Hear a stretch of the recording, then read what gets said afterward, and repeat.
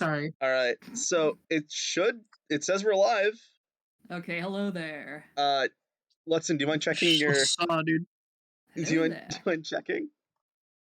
I think my phone just got a notification saying to Poop. edit my dashboard. So let me, because I get a notification every time I go live that I can like manage the stream from my phone. Yeah, it says we're live. We're good. All right, awesome. Yay. So hey there, the Twitch chat of no one. I'm not looking at chat today. I'm sorry. Don't worry. I got chat. Don't you worry.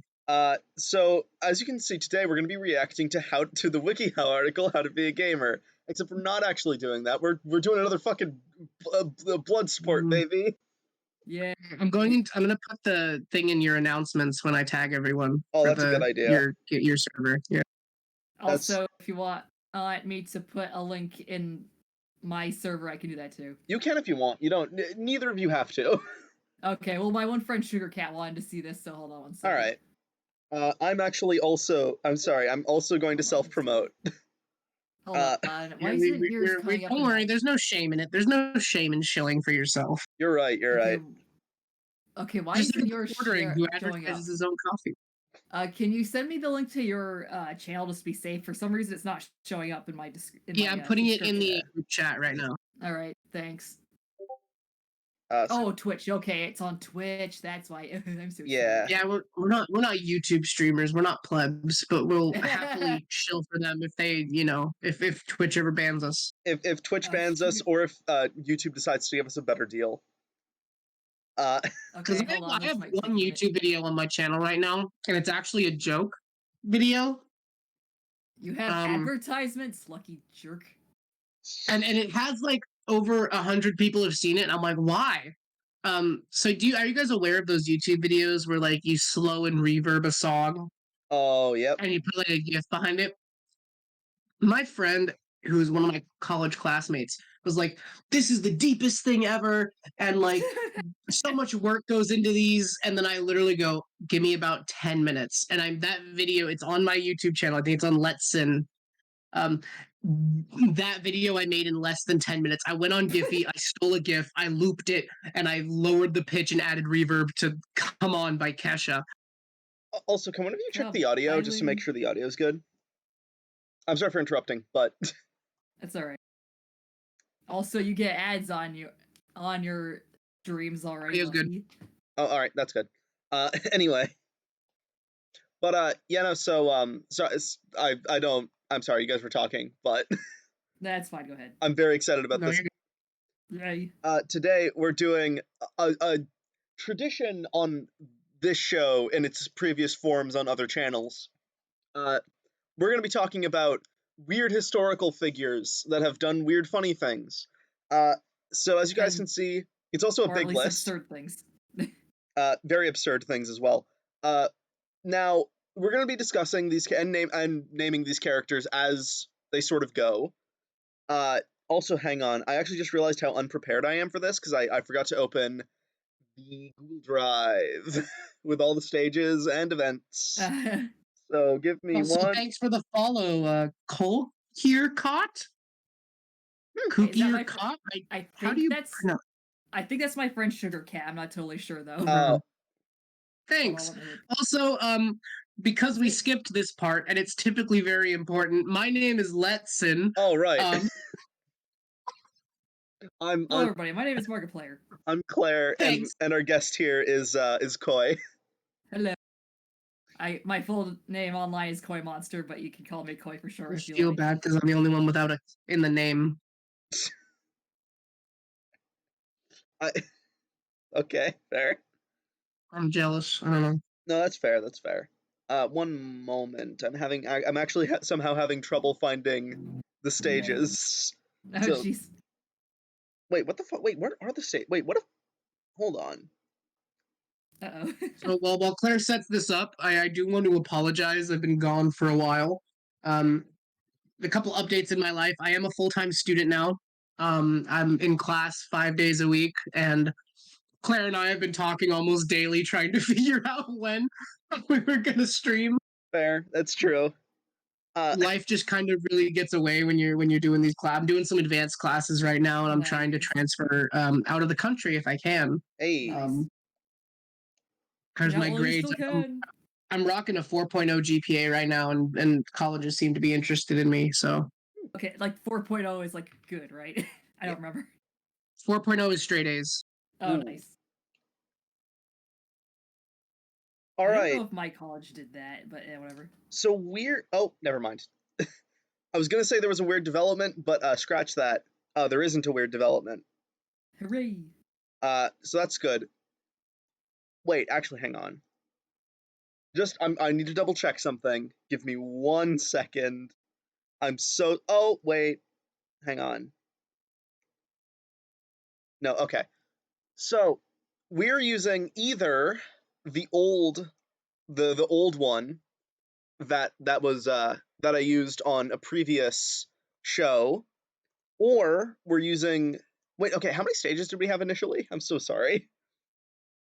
I don't remember. I know we added like another like 20 or 30. I think we have it about over 100 of each now. Oh, over 100 of each. Then I I'm have. pretty sure.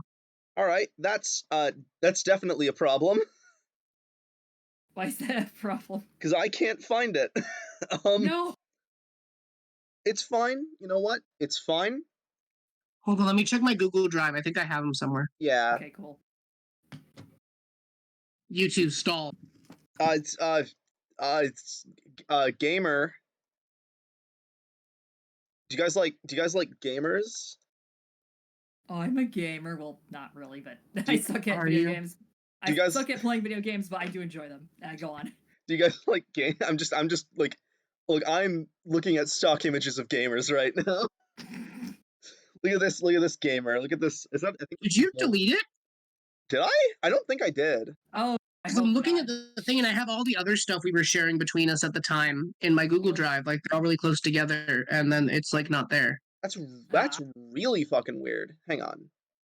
Let me go under shared with me and see. Okay, graduation shit, claim analysis. All right. Yeah, I'm not. Okay, I found the events one. Oh, okay. I got the events. All right. You're gonna need to. I'm so sorry. Already we're having technical difficulties. That is a very bad omen. Yeah, I thought we just kind of had these. So did Yeah, I'm I. not finding the locations one. I have epic events, and then superb stages. Got him. I got him. Okay. Hooray! All right. Okay. I saw epic events. I saw superb stages. I just I see that you're assumed. in the dock right now.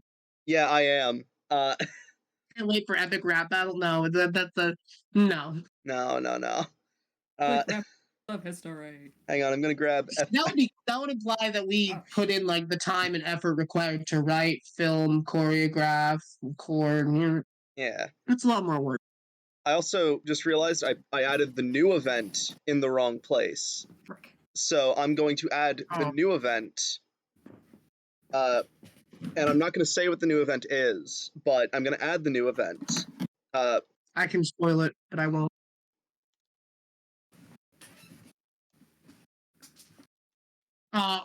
It's not like that. Like, Well, it's more I'm not saying it, just like to keep it a surprise for the audience. to be fair, it's also like a 1 in over 100 chance of us pulling that one. And also, it's based on a real thing. So, anyway. We got our stages. Yeah, we got our All right, stages. and I have the dice roller ready, so all right. I'm set. So we're gonna be naming off the characters first. We've got John Murray Spear. We've got Genghis Khan. We have Henry VIII. We have the Barefoot Bandit. That sounds like a fake person, but I promise it's real. We'll describe him when he comes up. The White Death. Oh, sorry, I should have. All those people were versus each other. It's fucking Cleopatra. Yeah, White Death versus Cleopatra. Rasputin versus Leonardo da Vinci. Ernest Hemingway versus Terrar. Groot Pierre versus Nikola Tesla. Benkei versus Blackbeard. And Spring-Heeled Jack versus Crazy Horse. So. All right. Also, as you guys can clearly see, this is going to be a very long thing. So I'm so sorry. But. Okay, these always tend to run a couple hours. Yeah. I'll have to push back my Doctor Who marathon that I'm doing on Dart server tonight. Exactly. So I have to first fight. stop binge play, and I'll have to stop binge playing Fire Emblem Fates. Oh no. That's fair. So anyway, we got John Murray Spear versus Genghis Khan. I'll describe John Murray Spear, and then Letson, do you mind describing Khan? Okay. It's it's just because I'll be real. I did not write down some of these characters. I'm so sorry. People, whatever. Anyway, Like characters for the sake of the video, yeah. so Jean Marais Spear is very interesting. Was a very interesting fella. First thing I wanted to bring up beforehand, this guy was a fucking cool. He was really cool. He was alive in a time before slavery was abolished, and so what he wound up doing is whenever he found a slave owner in his state, he would like bring their slaves to a judge and basically tell the judge, hey, this person's a slave, can you free them? And the judge would be like, sure, and then they would free the slave. So that was a big thing that he did, which was really cool. He was also just generally a very like kind person, so as a result I added and also he was beloved by everyone in his area. Nice. Oh my god. Uh-huh. No, wait. Sorry, keep going. I have a great thing to start off. Let's just keep going. Right. So he was also very much liked by the poor, like the homeless in the area, because he was also very pro, a lot of progressive stuff, basically. The big thing that people know him for, though, well, it's two things. One, it's that he can communicate and channel ghosts. So that's a thing. I also am going to look up John Murray Spear so we can all see a good image of him, if there are any. This is apparently an image of him, so this is apparently what he looked like. Hold on, let me take a look. Lovely fella. And also, as you guys can see, underneath or around him, there's this device. Nice. There's this weird device. That is what he called I don't see the device. This right here. Okay. And it's what he called the new motive power. What is it, you may ask? Well, it's very simple. It's two things. One, it's a perpetual motion machine. And two, and this is the thing I didn't tell Letson, but it boosts his power significantly. It also creates like robots that are self-sustaining and are designed to replace the work of humans. So that's a thing. Yeah. That's kind of it. He also has spiritual healing, but that's not as interesting. Okay. And I also feel the need to point out, he genuinely believed not only that he was like a proper spiritual healing guy, but that he could channel ghosts and that this would be a perpetual motion machine and create an army of worker robots. Although also okay, this is... So, I'm putting this in the group chat. Hang on. So... Okay. Don't look up Genghis Khan. Don't, not yet. Okay. So I had just Google image Genghis Khan, and this was the first image. This is one of the first images. Which is why I just started crying in the middle of you talking. This is what Letson showed us. I've been laughing at this like 2 straight minutes. I have no comment. Khan, thank you for coming to my TikTok. Or not TikTok, TED Talk. I mean... Okay. Okay. I was originally gonna start this with a bit where I just started reading from like the Wikipedia article, but then I like started off in images, and that was one of the first things I saw. No, that's so fair. I lost it. So to answer Kooky or Kot's question, yes, Genghis Khan, as of right now, has about 16 million descendants, about 0.5% of the male population in the world.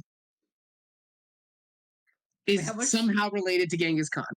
Wait, how much? How many people in the world again? How many men in the world again? 6. So 0.5% of the male population in the world, 16 million descendants. Dear God. Yeah? According to National Geographic. I mean, that's cool. That's like, epic. How do you even... Oh my God. Well, I'll tell you. I'll tell you how he did it. Yes, I understand how, but like, how did he have the time and energy? So to me, Genghis Khan is two things. Mhm. One of the greatest mall restaurants that's ever existed. Of course. If you guys have never had Mongolian barbecue, mwah, 10 out of 10. But also, he was like one of the most insane conquerors in history. Um, there's been a lot of debate as to if Genghis Khan could actually rule China and rule all the territories he was taking over. There was a lot of debate as to if he could hold them for a long period of time. But the one thing that was never in question, this man fucking conquered. He was a military strategic genius. He was able to conquer well-defended cities and towns. Mhm. He knew how to strategically interrupt trade routes. Damn. And he was also a massive rapist. Yeah. Yes, I know that, Like- but it's like even then, how do you find the time to do such things? Like if we're talking like on the scale of like how much can you rape in one lifetime, God. Genghis wins. I mean, Dear God. it's true. Genghis Khan would go into various like territories, and he would bring his rapists and murderers, and some of whom I would assume are good people. Mhm. And, and then he would basically take all the women in each town or territory he went to and do his thing. Yeah. How do you have that much time? I don't know. Well, I Or he know was just honestly, I very don't even know. efficient at it. Oh dear. that's one thing I actually All we know. knew is we had. I think the way they figured out the math was like they had the numbers of like how many people he had apparently like gone at it with, and like correlated that to like similar genetics. Oh, jeez. I actually do know how he could do that, and that's because he would spend 24 hours of every day pillaging, basically. Dear Yeah. God. Like this And famous look at painting of him. she has such a lovable face. Well, that's the thing about this painting. This painting isn't Jeez, real. that's so nice. This painting is not him. This painting is it's someone who thought a secondhand description of him. I was like, he looks like such a nice guy. Anyway, what are Oh, his, guys, what I'll are be his back. I need some abilities water. though? I need some water. So the guy's a combat expert. Mhm. In terms of like hand-to-hand combat, one-on-one, unmatched in his era. He was always very well armored.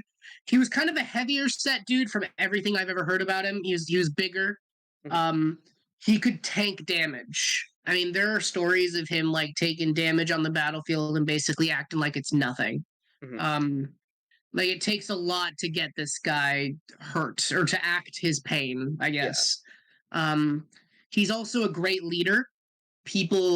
Everyone who followed, the reason that he was able to maintain his army so strong for so long, wow, that's sorry. I'm sorry, I just noticed something. Yeah, I know. I think it's fitting. Yeah. Anyway, sorry, you were Like saying? it's like a memorial for all his descendants. They can all like visit him Oh, true. the way they came out. Sorry, I distracted us both. What were Anyways, so yeah, he's a great tactician. If he had to look over like a battlefield, for example, he would be really tactical in how he would approach that situation. Yeah. I think one of his biggest flaws though is he can get kind of blinded by anger, blinded by like his like desire to conquer. And there, like I said at the beginning, there have been many people over the years who have kind of debated whether or not he actually could have ruled Yeah. once he finished conquering. He kind of like the Joker dog chasing cars argument, where it's like when you're done, when you've killed everyone and you've like conquered everything, like what was he gonna do next? No one really knew. Yeah. I am back as well. But overall, genius combatant, great tactician, skilled with both single and double-handed weapons. Dude was just a combat fucking pro and a great leader. Those are like the three big things for him. That And actually nasty also does come blankets. with a specific question I wanted to ask. Does he start with any weapons also, do you think? So if you look at art of him, like there's art of him on a battlefield somewhere. Um, Usually, yeah, he does arrows. I thought he had swords. I for some reason thought he was like big on swords. Yeah. Yeah. Similar Oh, to yeah. kind of, yeah. That is a Swords, scimitar. mostly single and double-handed weapons. He can do heavy weapons, but you don't usually see him with a lot of them. Yeah, I'm looking at the weapon he's most commonly depicted with, and it's a bow and a scimitar. So let's just give him both of So if we're those. going by range, we'll say short to mid range. Yeah, that's a short bow, so yeah, I'd say a Yeah, short short bow to mid and range. Yeah. yeah, short bow and a scimitar. I like that. Anyway, now what we need to do is we need you to roll for stage. All right, here we go. And what's the number again? It's like 102. It's for stages. It's Yeah, I thought we had 205. over. Oh Jesus, we have a lot of stages. Yeah, that's sort of the point. We're supposed to All have right, a lot of 205 dice. What? Hold on. God, okay. No, I So, almost I complained. had to add a modifier. The Google roll a dice only goes up to 20. Bruh. Go back to rolladie.com. All right, 159. 159. 159 is Noah's Ark. Weirdly fitting. All right. All right. I'm gonna flip a coin. Is it before the flood or like after the flood? Like, are they I'd on say the it's sea or they? I'd say it's on the sea. Also heads or tails for We should add events. that to events. We're so stupid. Oh We should yeah, add the Noah's Ark flood to events. that's fair. Oopsie poopsie. I can add it right now. Not right now. Just next time. Just Yeah, someone remember it. All right. So heads or tails for events. Speaking of, Let me see here. Tails. as in tails, like you want tails to be events, or Yes, I want tails to be events. all right. Well, automatically it rolled tails, so we have an event.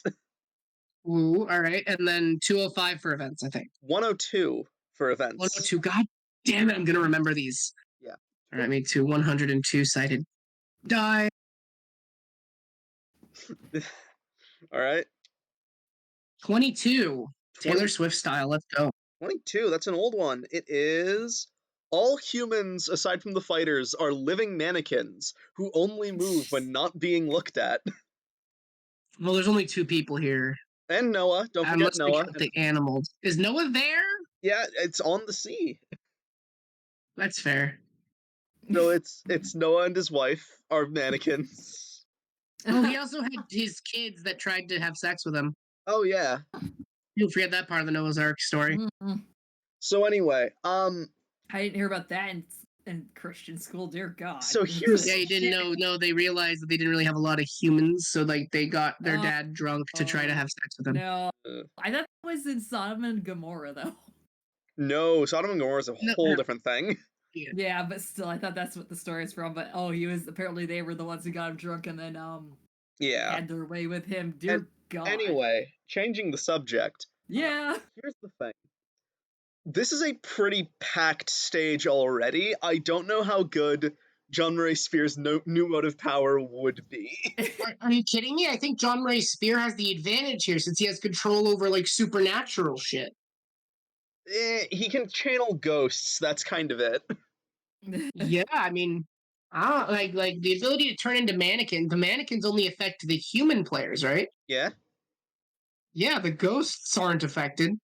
This Fair. is a pretty wacky RPG. Although also bear in mind, he also technically has an infinite supply of workers, and that's his main benefit. Yeah, and the robots. He has robots and ghosts. I think he has the advantage. I mean, Like if assuming that everyone's just looking at them the entire time and they can't move, just shit tons of ghosts and robots. That's all you need. oh, you don't. Okay, no. By channeling ghosts, I mean like he could get himself possessed by any ghost. He can't like summon ghosts.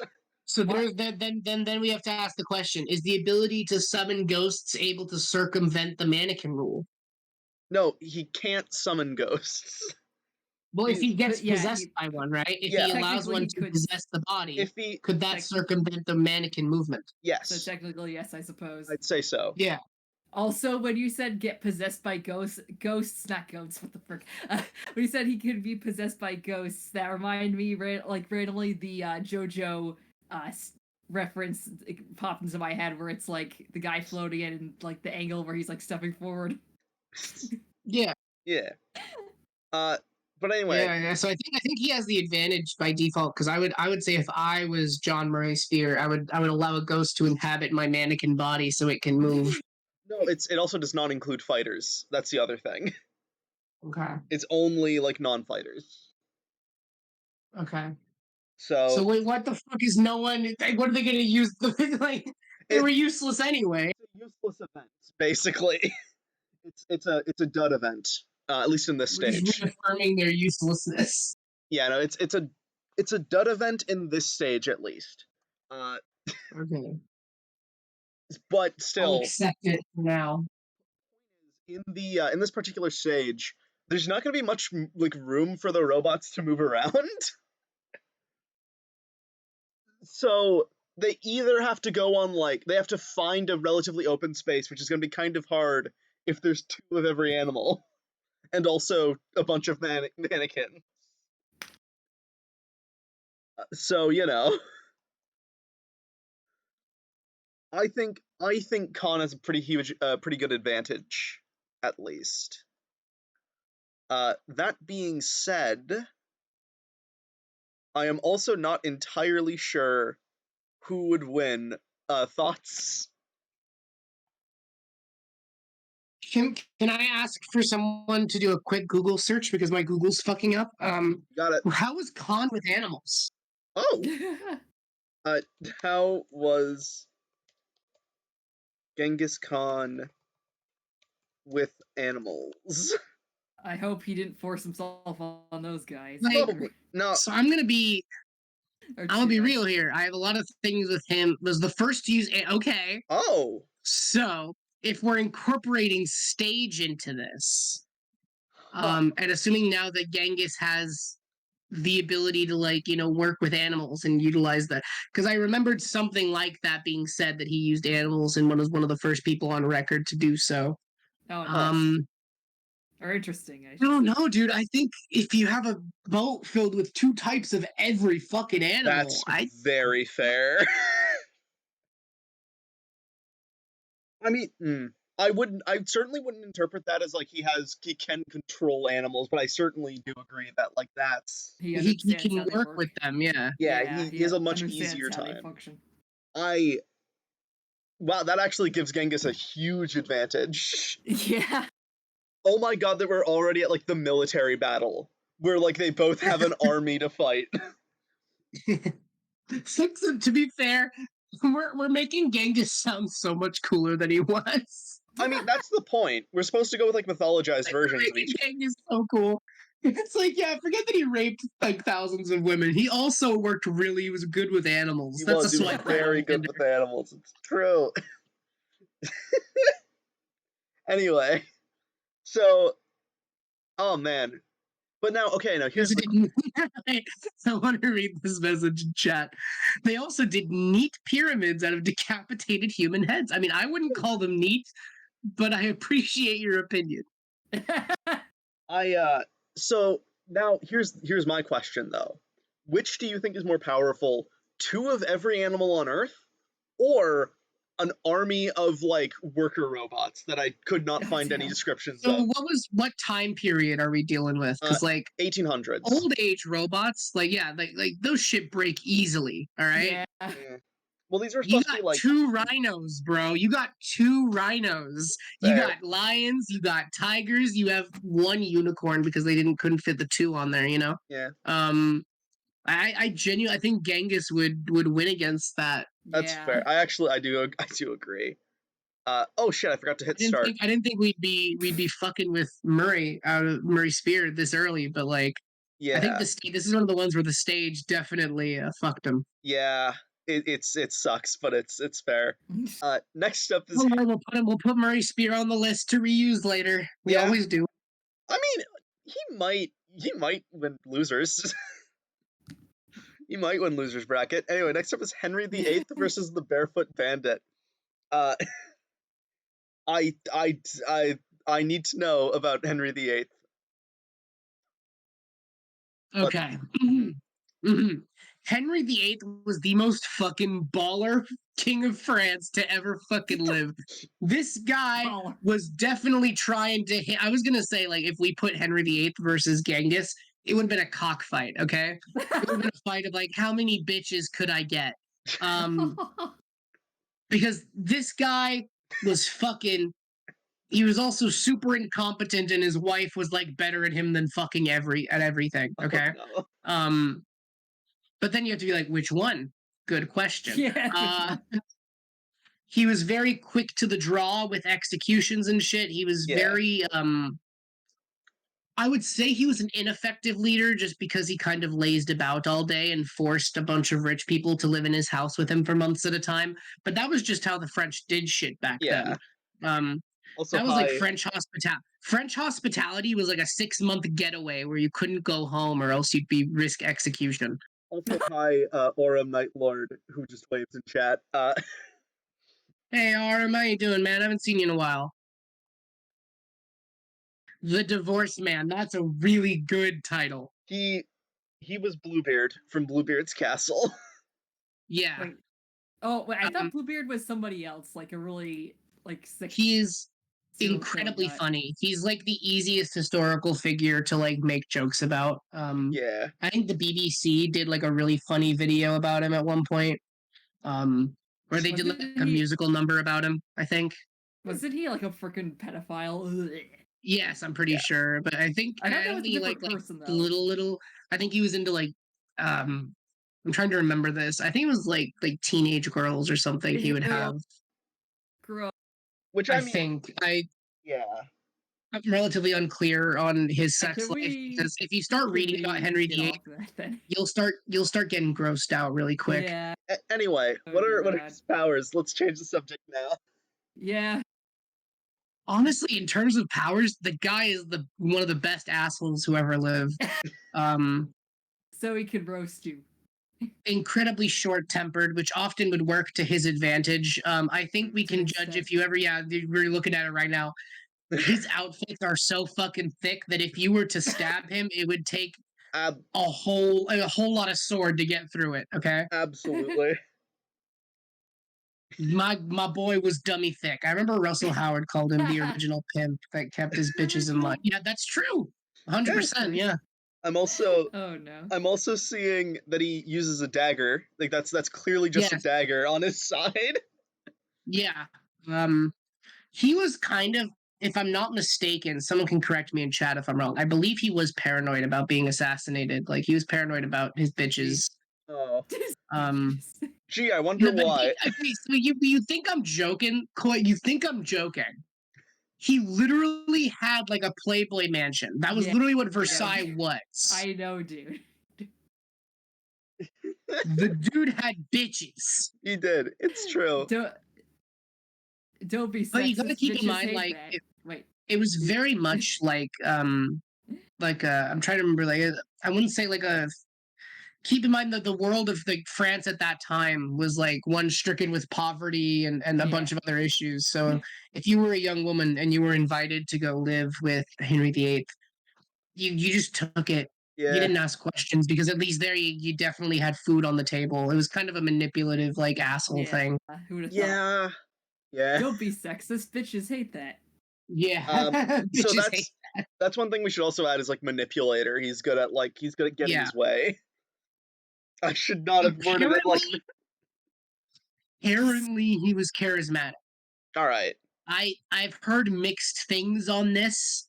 A lot of records call him repulsive and awful, and a lot of others call him very charismatic. Why not both?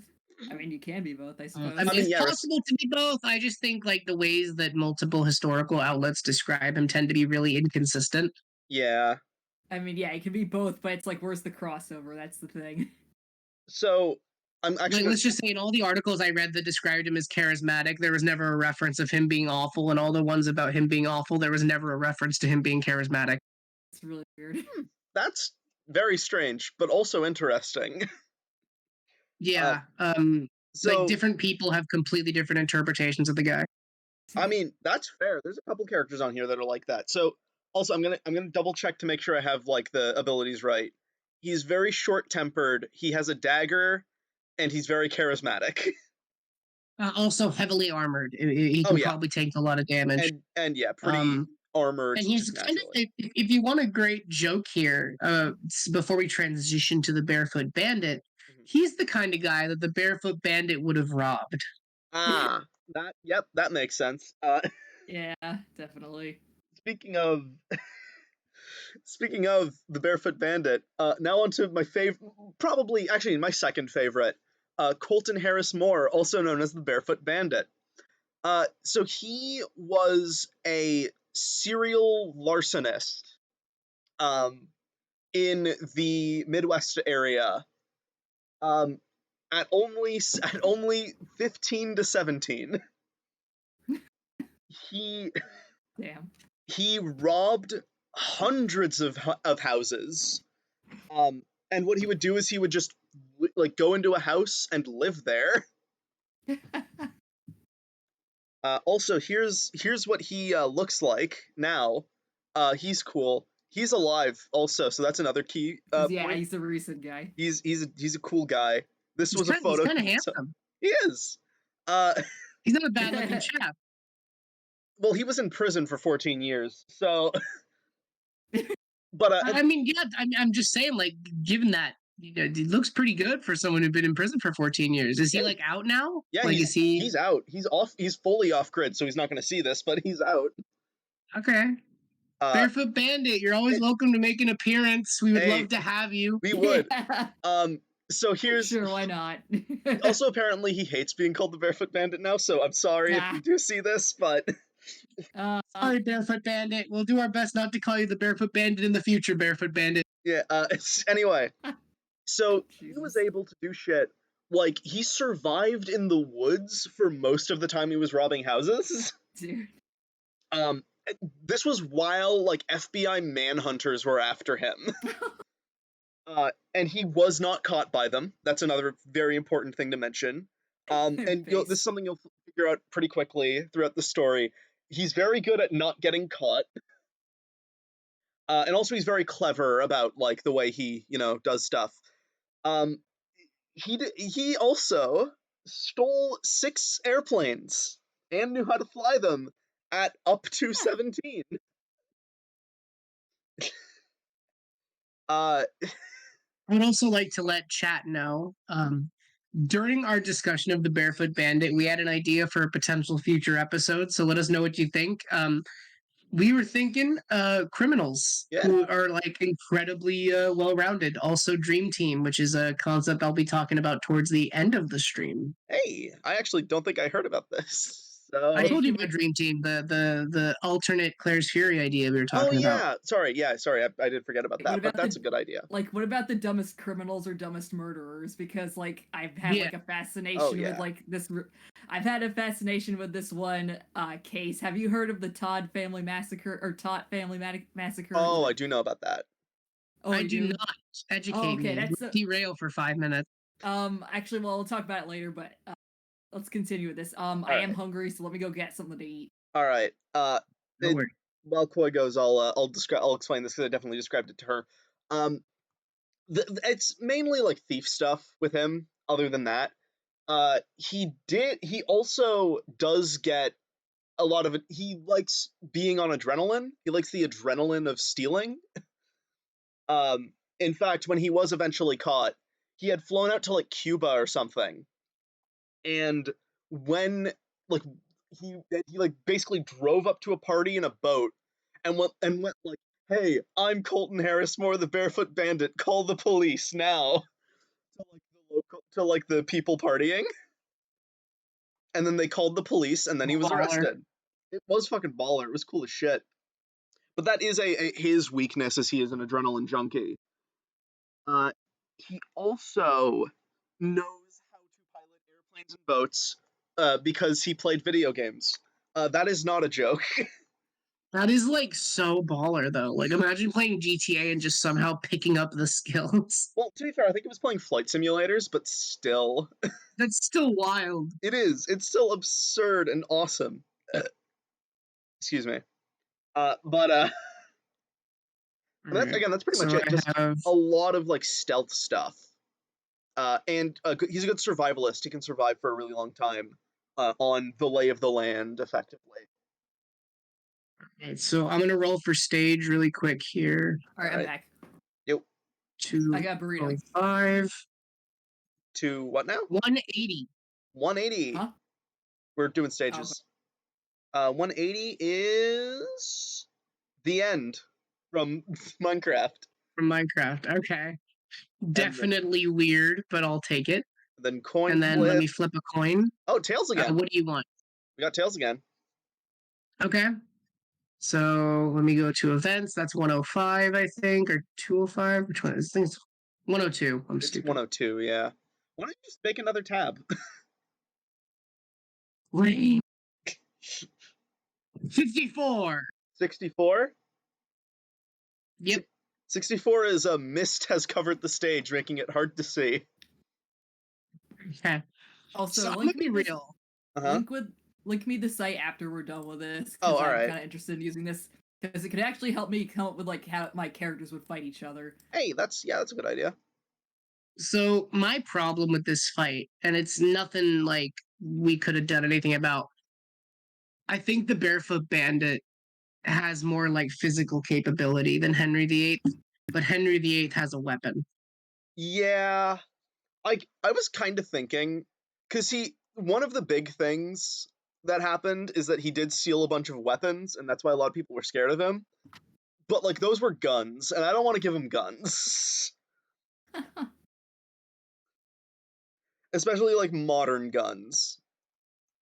And also, here's the other thing. This is going to be a pretty quick a pretty quick fight, because they're in the end from Minecraft. Oh, wait a minute. I just realized.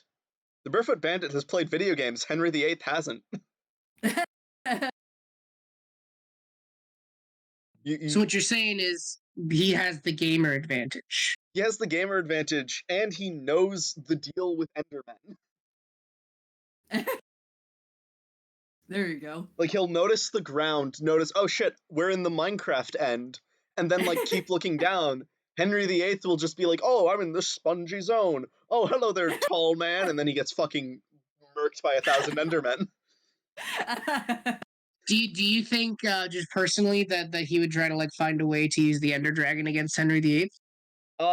Maybe. Actually, probably. That's one big thing with Colt. He's very clever, the Barefoot Bandit. He's very, very clever, so... Yeah. I think he would totally try to, like, lure the Ender Dragon towards Henry VIII. Although there's also mist Wait. everywhere, so he might have trouble seeing it, but... Wait, did you guys go into how the Barefoot Bandit actually learned how to fly a plane? Yeah, we just did. He video Oh, gamed. okay, sorry, I missed it. That's so funny. He fucking gamered. So yeah, that's crazy. So my vote's on the Barefoot Bandit. Go for it. Because he's a gamer, and they're in the end. And I'm gonna say Barefoot Bandit. I'm gonna be real. I think if Henry VIII had a different starting opponent, he probably would have made it farther. Yeah, But Barefoot Bandit definitely gets this one from me. I think it's the stage. Actually, I think it's entirely the stage. I think Henry VIII got fucked over by the stage. Anyway, next up is the White Death versus Cleopatra. I called dibs on doing Cleopatra. You got to explain the White Death. Absolutely. There's a good couple of these that, like, yeah. So the White Death, he is the most prolific sniper in history. Not only is he also one of our favorite reused characters. You guys might recognize him from a previous Claire's Fury, in which I believe we promised you were going to bring him back at some point. I mean, yeah, and we did. Here's what he looks like. Simo Haya. He was from Norway, right? Just double checking. Yeah, I believe it was Norway or Russia. It was one of the two. It wasn't Russia. They were fighting Russia, so Norway. And I knew I was confused somewhere in that story. As you can see, he has a cool gun. I don't know why this is a bayonet. He's not supposed to have a bayonet on that. And he was a military sniper who only fired with iron sights. He was very much able to. I mean, so that's just immediate, like, extreme sharpshooting. Because bear in mind, he would shoot at people when they were like, you could barely see them with a scope, and he shot them with iron sights. Damn. there was also a lot of Norwegian propaganda for him. So that said stuff like he was hit by a shell, like by a mortar shell, and it did nothing, and that his bullets could pierce tank armor. So, he's got very powerful bullets, he's good with a gun, and he's very good at specifically hiding in the snow. That's like what he trained to do, that's like a big thing.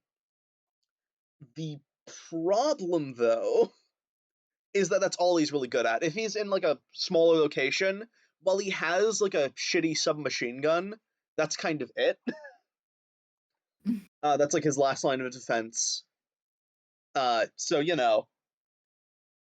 he can fight close range, but he's more like a very long to mid range fighter. And if he gets close range, he's just dead. Anyway, Cleopatra. All right, lads, are y'all ready for the freakiest woman to ever hit the historical scene? I'm not looking up Cleopatra, by the way. All right. Actually, wait, hang on. Cleopatra is the freakiest motherfucker who ever fucking lived. This woman had more balls than any man, okay?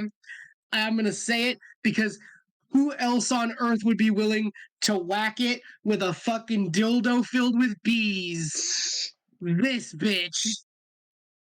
Like, Cleopatra. So the thing is, I'm trying to be nice here. We don't know a lot about her in terms of like competency in combat, okay?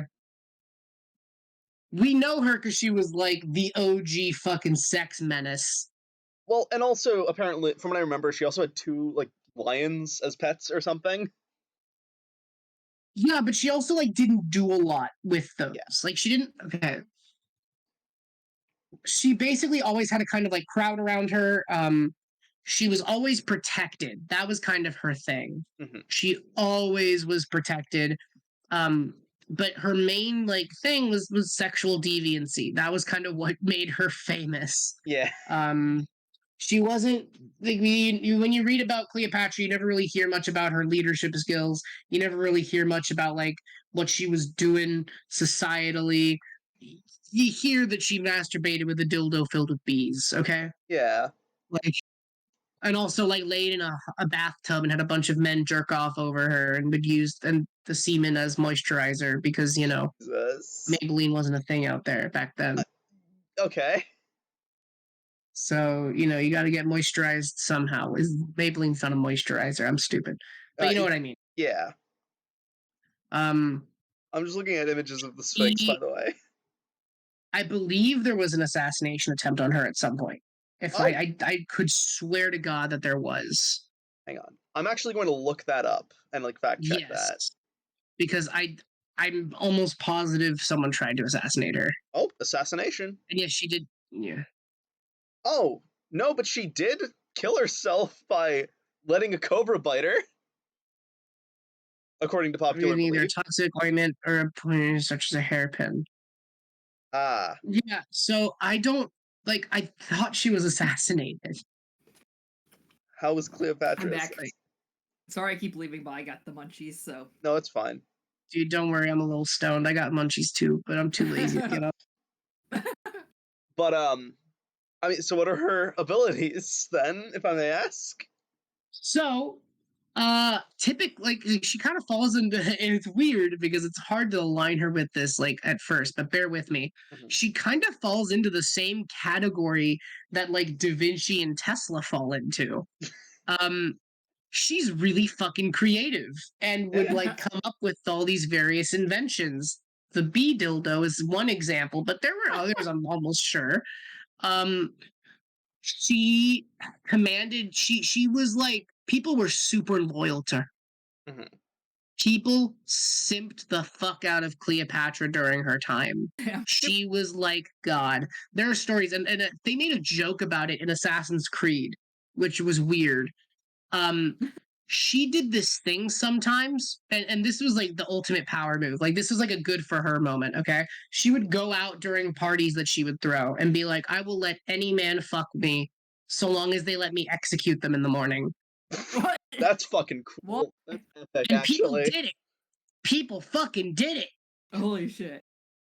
That's fucking cool as shit. So she commands loyalty. She had this kind of, according to anecdotes and writings, she had an overwhelming presence to her. All right. When Cleopatra entered a room, you just needed to listen, even if you didn't know who she was.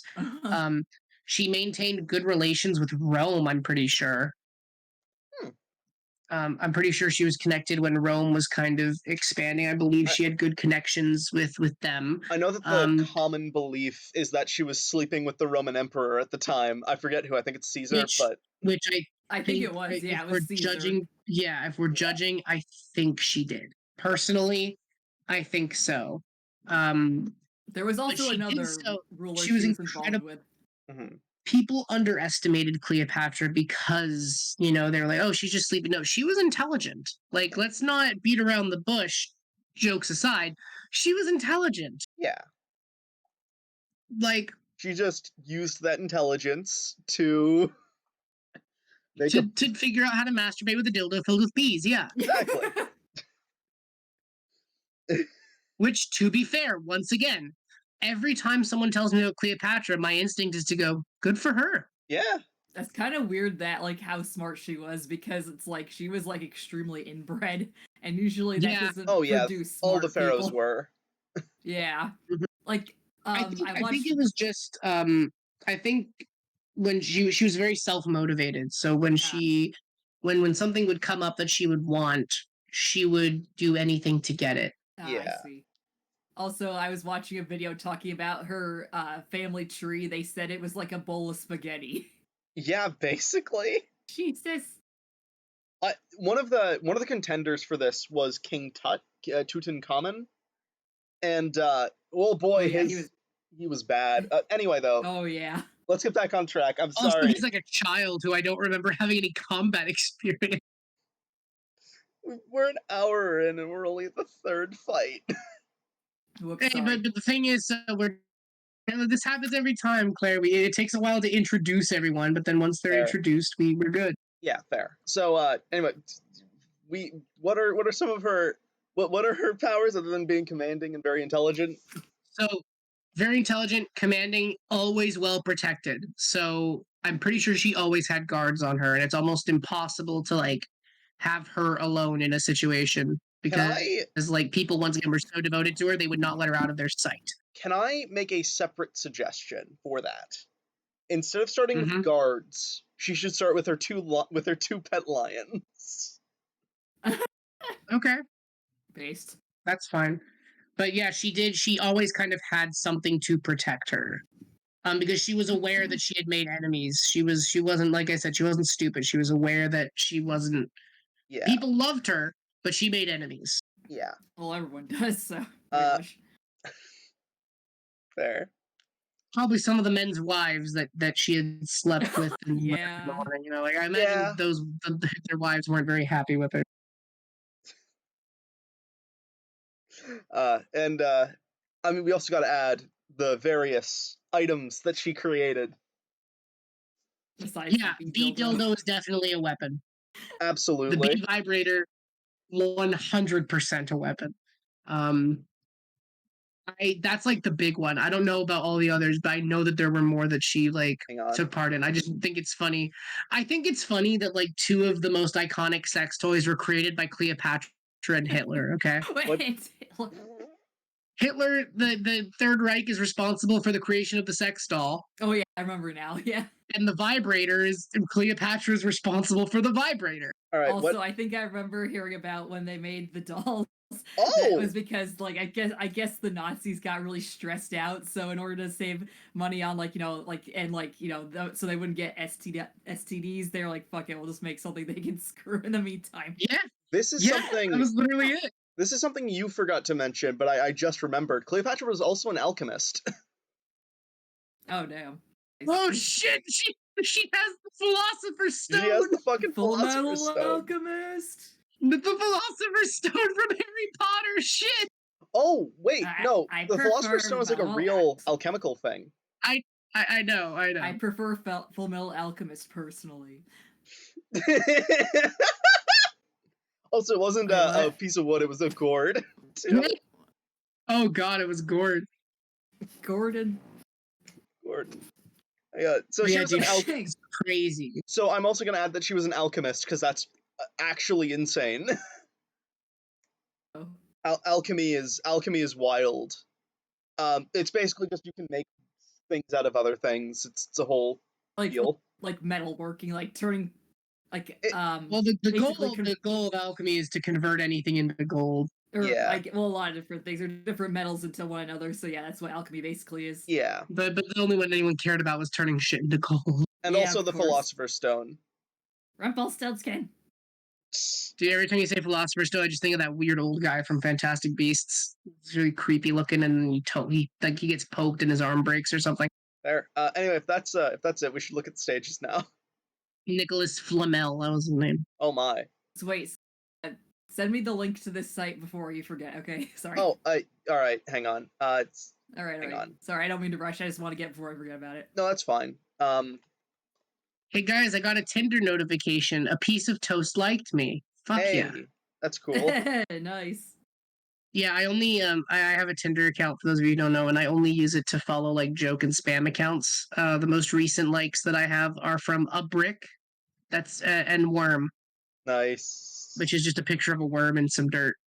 There was this one lady on. I flirted with YouTube. Eggo waffles. There's this one lady on YouTube, Strange Aeon. Do you know her? Oh, she's cool. I like her. Yeah, I know Strange Aeons. Yeah, she covered the fucking weird fan fictions that were going on for years. Yeah. And also she made like this weird long Furby that she calls her son and made him a was it Tinder Wait, or some he's other responsible for Yeah, I the long remember. Furby? Oh, that makes me He's mad. bisexual. Dude, I'm not gonna lie, I've wanted to get a long Furby for so long. Also, I'm seeing that would give my mom nightmares. She hates Furbies. Also, I'm seeing Kukurata saying that she will annihilate him with the B weapon close range. She commands Yeah, the B bees. weapon enclosed. Yeah, okay. No, not the bees. Sorry. Well, I guess that means we should roll for stage. Yeah, that's what I asked you to do. Yeah. Sorry, my eyes. That's I'm opening up a second tab for the roll a die. Hold on, I'm stupid. That's fine. Yeah. Stupid. All right, stages is 205 and then 102 for events. Yes. Okay. Do. Go. All right. Well, that's boring. Doing that one again. Oh, well, 63. All right. No repeats also. 63. Yeah. A reenactment of the Civil War.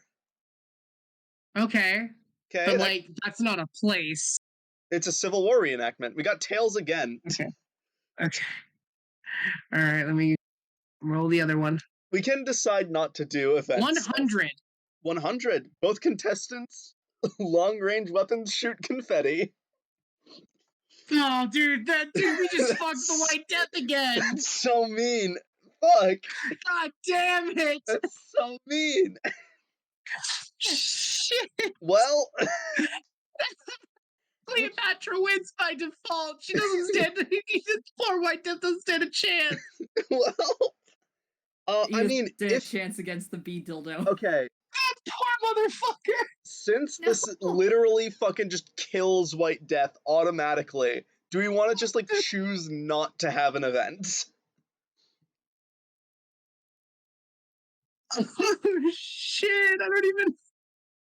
Honestly, that event was so perfect. Fair. Actually, that's fair. Either way, Cleopatra just wins. Out of 102, we got the one that would fuck him over. This has happened twice. We have fucked over the White Death on 2 separate episodes. Don't worry. No. He'll win in losers. Don't worry. We're going to keep bringing back the White Death, even if he doesn't fit into whatever theme we're doing, until he wins at least one. Dude, fuck yeah. Alright. Next up is Rasputin versus Leonardo da Vinci. No. I've got Rasputin, you've got da Vinci?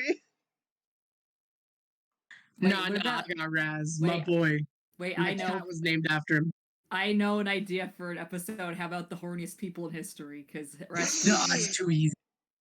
Cleopatra, Genghis Khan. Hi, would Ben. win. Cleopatra, Henry VIII, Genghis Khan, Rasputin. Basically all the people that are on this list already. Hi, Ben. We're doing fun thing. That makes me wonder, because if Genghis Khan, like, well, granted, he was. Well, I mean, I think. Give me some Da Vinci facts that you didn't get from Okay, I'll Assassin's talk about Creed that 2. some other time. Sorry. Yeah, so you're asking me to do Da Vinci? Because I actually don't know that much about Da Vinci. Okay, fine. I'll do Da Vinci. It's okay. Rasputin. All right. I mean, I know a bit about Da Vinci. I know the main thing we're giving Da Vinci is just his I just invention. want to throw the fun facts about Rasputin that I know, specifically that he is also the master from Doctor Who, so Wait, we what? also have to deal with that. You know what? Yeah. Seriously? We're not giving him the master Yeah. abilities. Oh, come on. Look, if we were to do that, then everyone who's been in Yeah. Fate gets Fate abilities. That's true, but like this is one of the only times that like a character was like directly. I think it's funny. They also had him do the dance. They had him do a little dance. Actually, Yeah. you know what? I can do Da Vinci actually, because all we're giving him is the inventions anyway, and intelligence. Yeah. So, Or I was gonna make the Assassin's Creed jokes. fair. So yeah, you can talk about Rasputin if you want, and he's first, for so it. you need to talk about Rasputin. All right. So Rasputin, this guy was wild. A lot about his life is unknown, but one of the things we do know is that he's definitely a witch, like without a shadow of a fucking doubt. So So okay, the queen and the king of fucking Russia, they're the czar and whatever. Their kid is born with a disease. This disease basically is the thing where your blood doesn't clot properly. Mhm. So every time he would get a cut or something on him would start bleeding, the blood would just continue to come out. I forget what And it's the thing called, that gave but Rasputin his claim to fame was that he claimed that he could heal her son. He could heal the son of the king of the whatever, the czar. Mhm. So he goes there and he has the kid has a cut, and Rasputin apparently heals it. Dang. Now, we don't know all the details. There's a lot of myth that mixed in with the truth when it comes to Rasputin, but I mean that's the we point. do know that that kid kept living. That's also When judging by the extent of the injury, he probably shouldn't have. and also to be fair, that's sort of the point, is that it's sort of they're supposed to be the myth bits. So Yeah. yeah. So Rasputin is almost all myth because so much of his life is just Unknown. like, what the fuck? I do also he worked in. Okay, go ahead. I do also want to say one very important thing about Rasputin, and this is something I sort of want you, namely, to know. Let's say because everyone in Russia was so split, we're going with both interpretations of him, and you know exactly what I'm referring to. Yeah. So, like Claire said, people were very split on what Rasputin was. Some people thought, like the song implies, many thought he was a holy healer, a man of God. Others didn't think so highly of him. Others thought he was like an actual demon Yeah. who was capable of doing like black magic. Now, my favorite part of Rasputin's story, which will tie into his powers, he pissed everybody off. Okay, Oh yeah. he was not the high society kind of guy. He I liked could to tell. fuck, he liked to get wild, and he liked to drink. And he also didn't shower or bathe or anything. Yeah. So the story of Rasputin's okay, how do I word this? The story of Rasputin's death is something, okay? Yeah. So Oh, he yeah. gets invited to a dinner, and they try to Caesar him, okay? Because everyone he was working with hated him and was kind of on board with killing him. So they all invite him to this dinner, and they sit him down, and they had poisoned his wine. Hi, And- Shadow. Oh, yeah, Shadow's Shadow. here, dude. So they poison his wine, right? They do the whole poison thing. It doesn't kill him. Now, scientists have debated for years what this was, and the generally accepted theory is that he is so drunk, there is so much alcohol in his system that it counteracts the poison.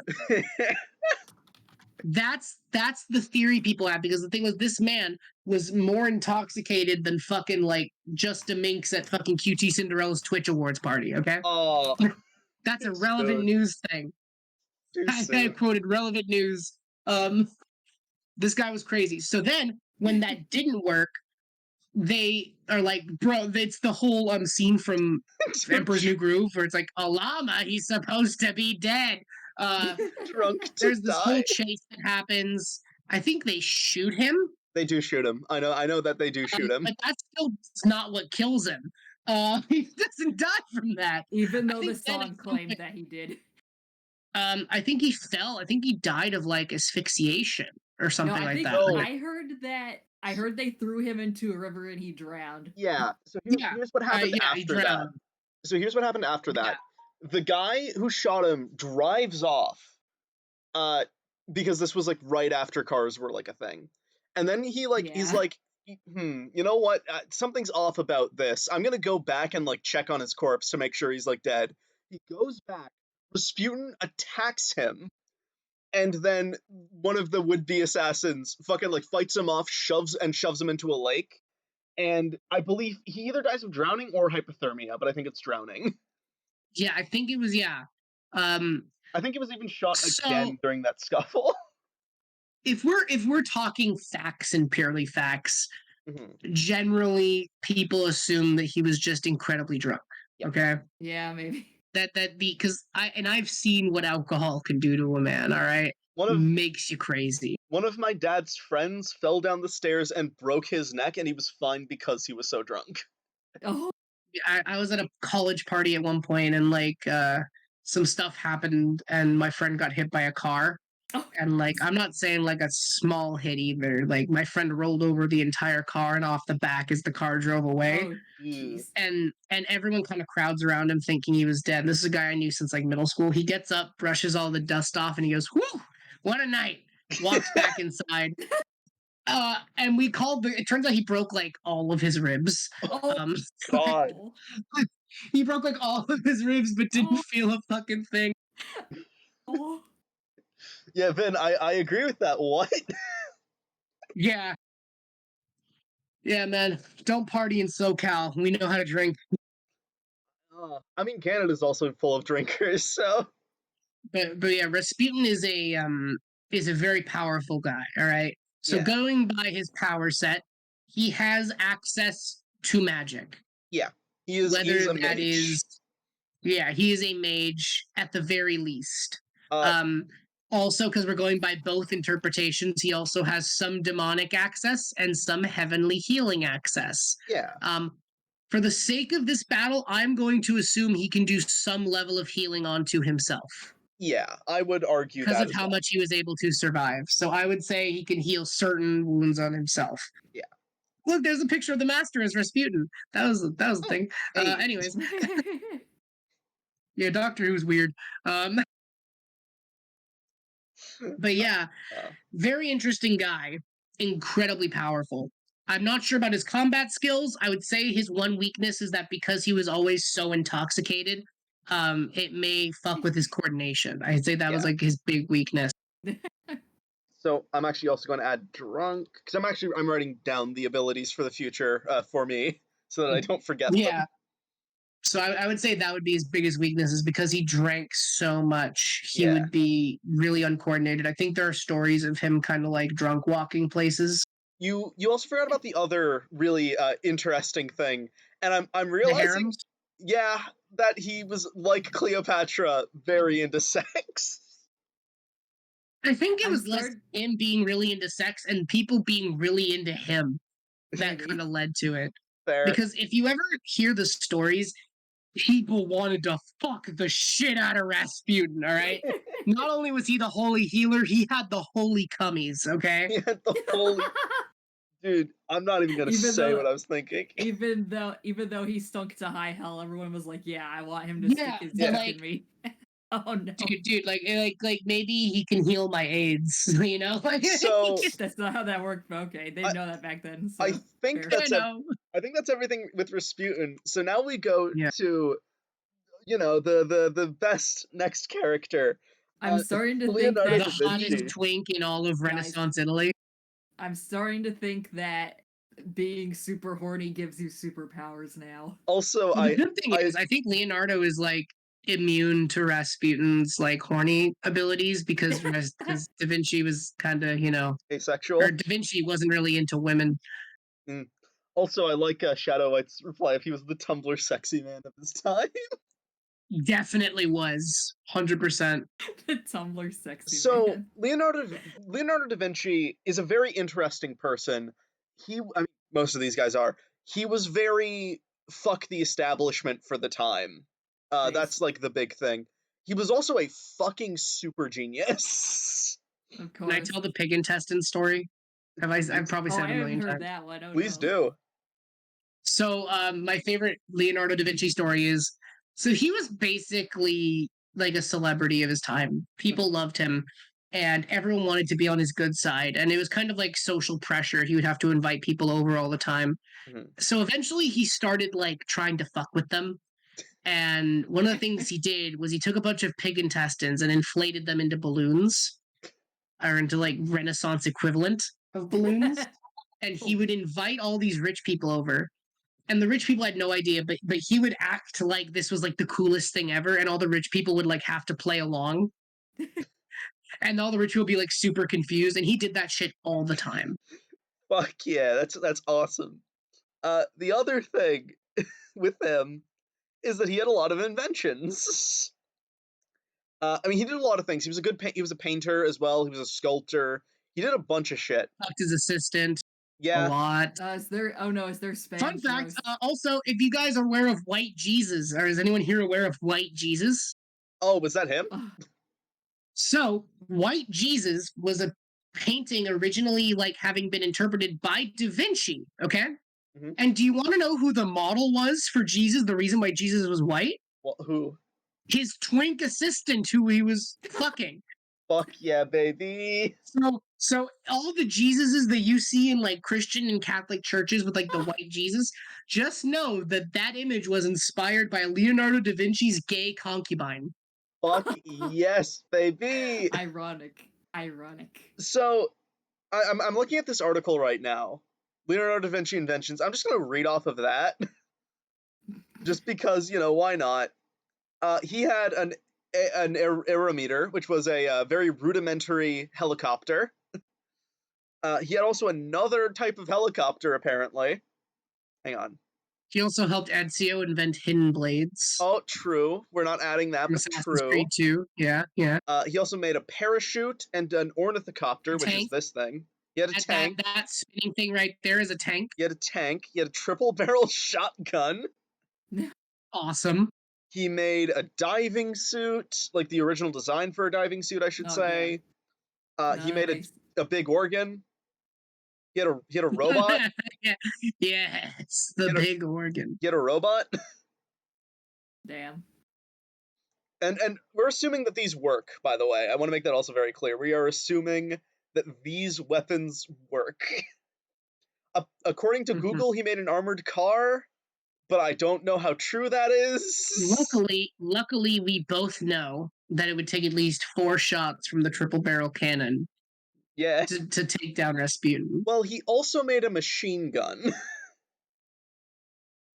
Yes, you get. So the thing is, the reason I know about all these machines, if anyone here has played Assassin's Creed Brotherhood, there's a side quest line in which Leonardo da Vinci asks you to destroy his inventions because Cesare Borgia wants to use them to invade the world. So you have to burn the plans. So according to Assassin's Creed lore, all of his inventions did work.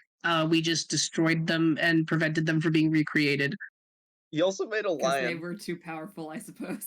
He also built this a big lion. Ooh, no. Rar. We're assuming that this was that this worked like a real lion. Like a real lion. I think it was a puppet. I think he wanted to make it for stage. Fair. It's still a lion, though. That's fair. But it's made of wood. Like, how much damage can it do? Like, you think it could bite? Have you ever? I mean, yeah, absolutely. And claw. I don't know. So Shadow. I don't know if Leonardo had a massive organ. Okay. In terms of like his penis, because that's what I'm assuming you're referring to. No. He's making a joke about. Hang on. I know about the organ. I know about like the actual organ, but like, where does he I think keep he's his referring organs? to his penis. I think that's the both. joke that he's making. I think he's. Where does he both. keep his organs? Haha. It's Sorry, inside him. He's doing Yes. both. The same place he keeps White Jesus' organ, inside him. What else has he got? According to this article, just double checking. Giant crossbow. Oh no. Ooh, nice. Giant crossbow. Well, I'm surprised we got an Abraham Lincoln vampire hunter and not a Leonardo da Vinci vampire hunter, because that seems right up his alley. Yeah, Shadow confirmed they were making a penis joke. I know. fucking knew it. See, I'm really good. I'm really good at interpreting jokes, okay? I'm so smart. Oh, the tank is the armored car, I see. Yeah. So literally, I actually know how this tank worked. It was kind of dope. Mhm. It would spin. There were cannons inside it, and it would spin. And it had like a metal frame with like panels that covered it. It was really dope, and it was omnidirectional too. Mhm. Really genius shit. Like Leonardo da Vinci kind of strikes me as like a Matt Groening situation. He just kind of like went back in time and got stuck. Yeah. Like I could 100% believe that he was like, dude, I'm so bored, and just tried to invent the shit he had. Let's see this top 10 Or he list. was just that smart. I'm sorry. Are there any that I've missed? Actually, you also did research for Leonardo.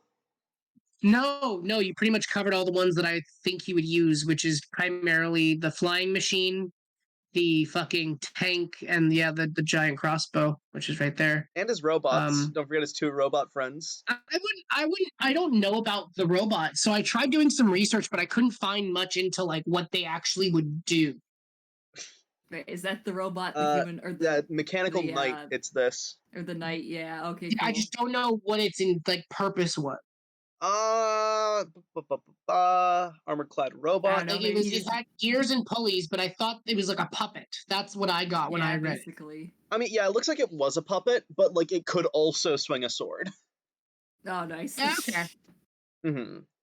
Like it could move its arms in such a way where it could swing us. It looks like So it doesn't have any. hypothetically, right? Yeah. Hypothetically, if it worked perfectly as intended, perhaps Da Vinci's like not even there, and he like uses this knight robot to pilot his tank. I mean, well, he'd have to be there, otherwise, how would we kill him? But you know, like he could be off to the side while like this does the work, and he controls it. That's certainly an idea. I actually do quite like that idea. Because it definitely nerfs him a bit, but He's fucking doing a He's doing a Gigantor where he has like the little kid with the little. No one knows what Gigantor is anymore. no. Anyway, It sounds vaguely familiar. 60s anime. It was 60s anime. Okay. Anyway, stage time, and also he has a pet lion. Don't forget that.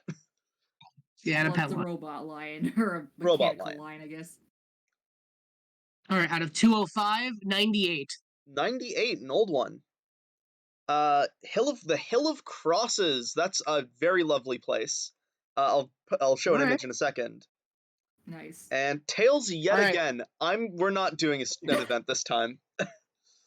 We're not doing an event this time? It says Tails, but I'm not. We've done too many events. Give us Tails. Okay.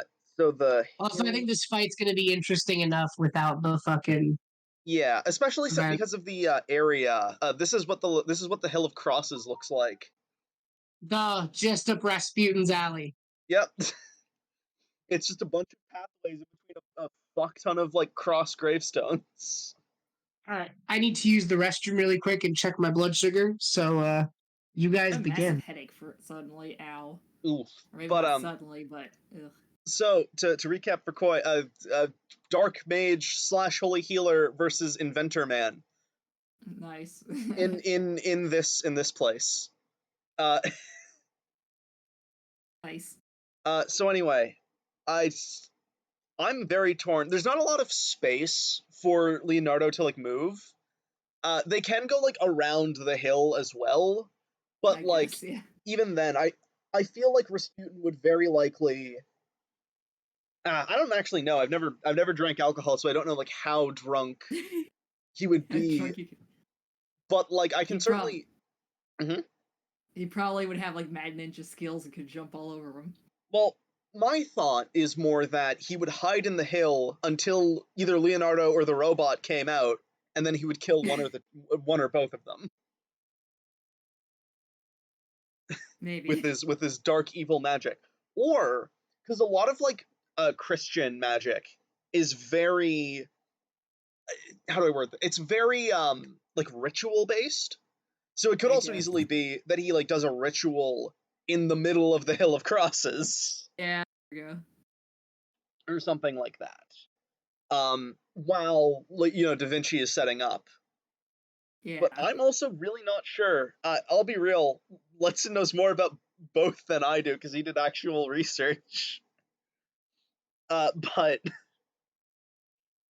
also yes, I'm just Shadow. looking at the comments. It is science versus technology. You're right. But You mean theology? science versus technology. That's what Shadow said. Yeah, technology, but theology. I mean, theology is, the study of religion and I mean, stuff. it's sort of both, I suppose.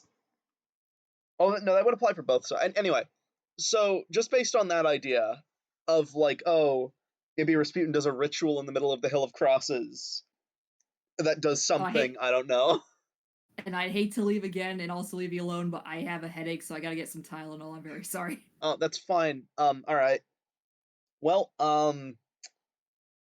fuck. Now I'm stuck.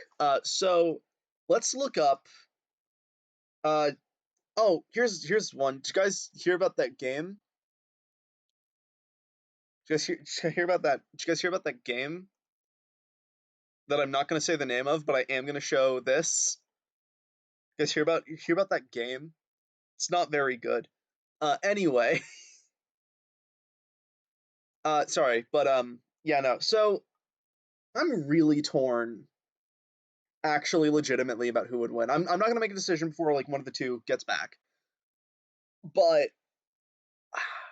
I'm actually kind of thinking Rasputin, even though I also think Leonardo da Vinci could also easily just send his lion into the Hill of Crosses and then fucking just murder Rasputin mid-ritual.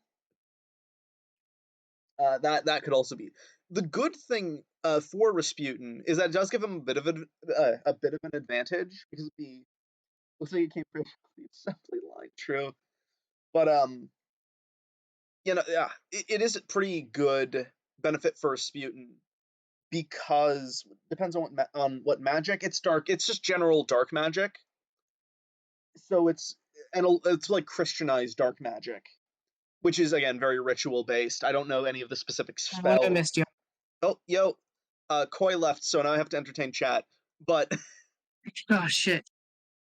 so here's the thing, and I'm gonna tell you what I was telling chat. Rasputin definitely has an advantage here because he could easily just sit in the middle here, and Da Vinci would not have a clear line of fire anywhere. Depends on what he's using because that tank had full-size cannons in there. True, but he could clear a path. But how are you going to see anything is the big thing. And also these are metal crosses and his Do you need to see if you're going to clear a path with the tanks, Yeah, fair. Clear the space. Well, he only has one. Okay. But he also has a giant crossbow and the tri-shot cannon. That's not a shotgun. That was a cannon with 3 barrels on it. These are made of metal. I highly doubt that they could definitely go through a few, but they probably wouldn't get to the very center. You know? Mm. All right, I'm back. I'm just saying I can definitely see him kind of plowing through a path. I can see him making a path here, though. Well, here's my idea, because also Rasputin is a dark wizard, very basic general dark wizard. I don't know much about dark magic. A Death Eater. I don't know much about dark magic in Christian mythology, but I do know that it's very ritual based. That's the one thing I do know about it. So I could very easily also see a situation where Rasputin just sort of hides in the middle and casts some type of dark ritual over the entire hill. That I don't know what it would do, but it would certainly do something.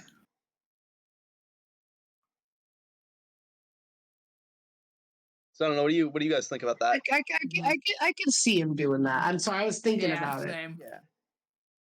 You spur a lot of thoughts in me, Claire. You make me think. It's too early in the morning to be fucking thinking, but here I fucking am. Early? It's 7 p.m. for me, at least. It's 3:30.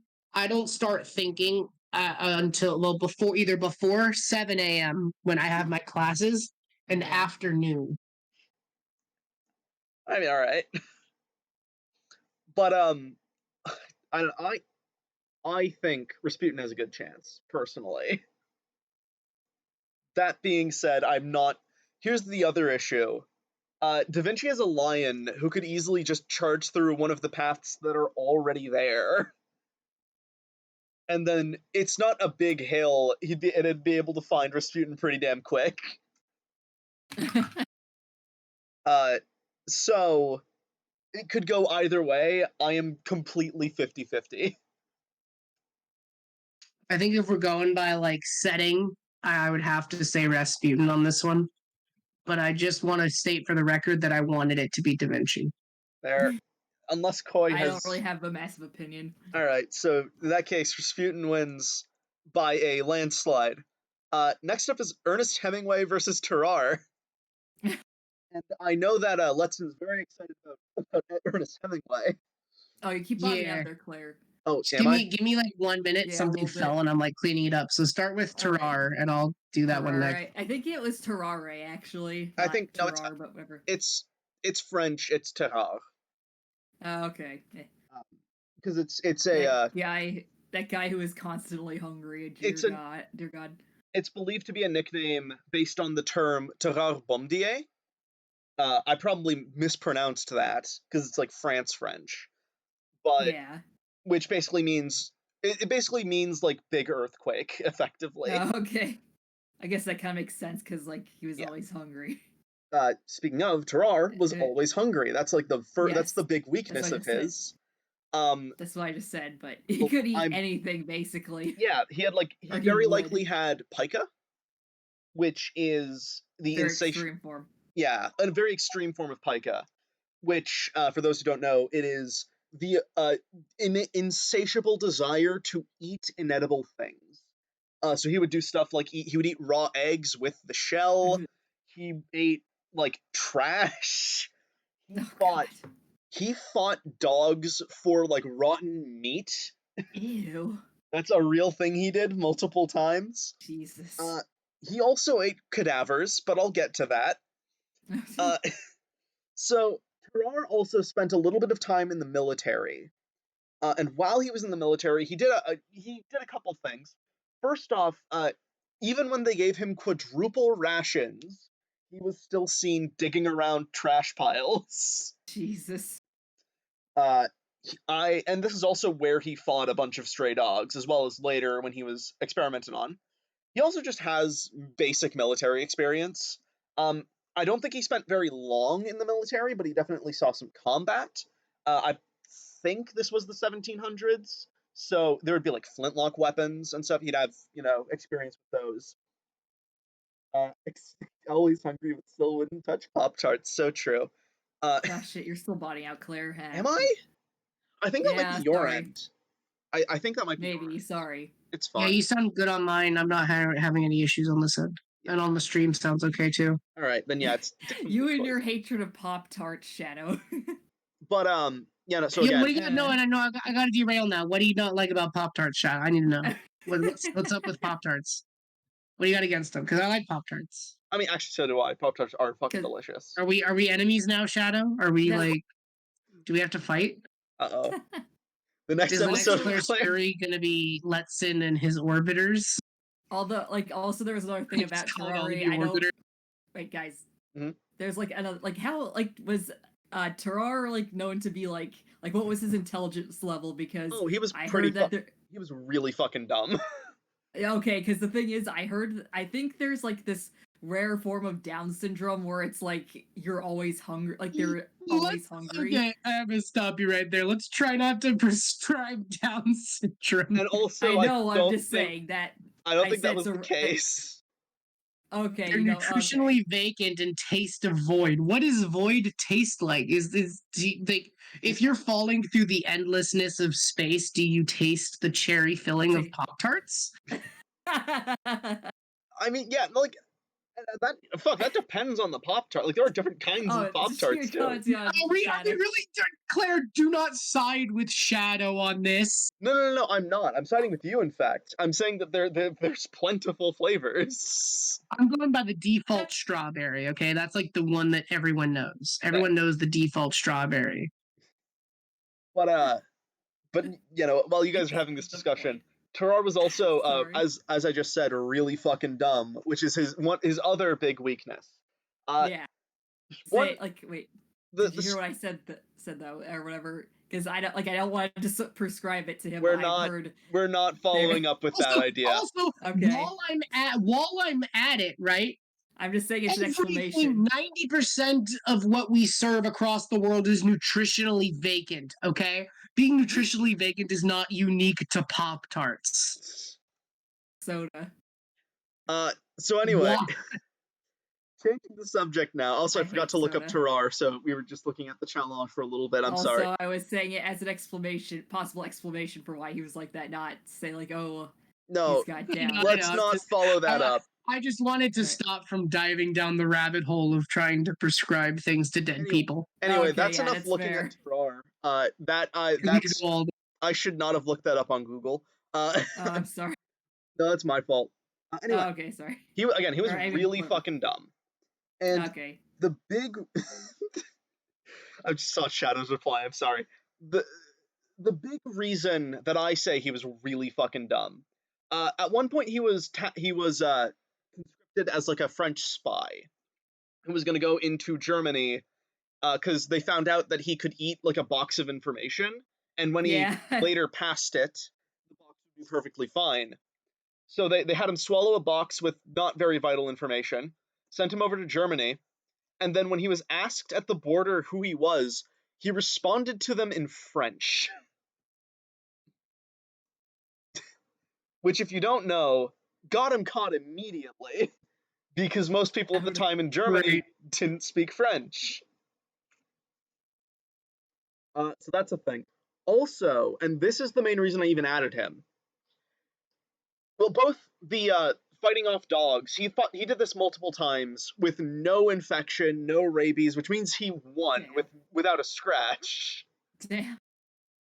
But also, there are multiple stories that demonstrate he had an insane bite force. Damn. One example is during one of the experiments that he was given, he was told to eat an eel. And what he did is he crushed its skull and then ate the eel whole. Like, he crushed the skull with his teeth and then ate the eel whole. baller as fuck. I mean, yeah, and also, if you guys don't know, eel skulls pretty fucking tough. Any bones are really fucking tough. Jeez.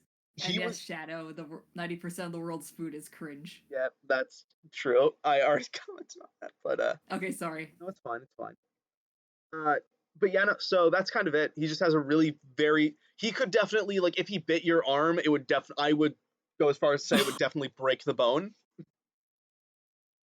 And he could also eat your arm, because one of the other things that was mentioned is that when doctors were examining him after he had died, they had learned that they could reach their hand into his throat and like touch the bottom of his stomach.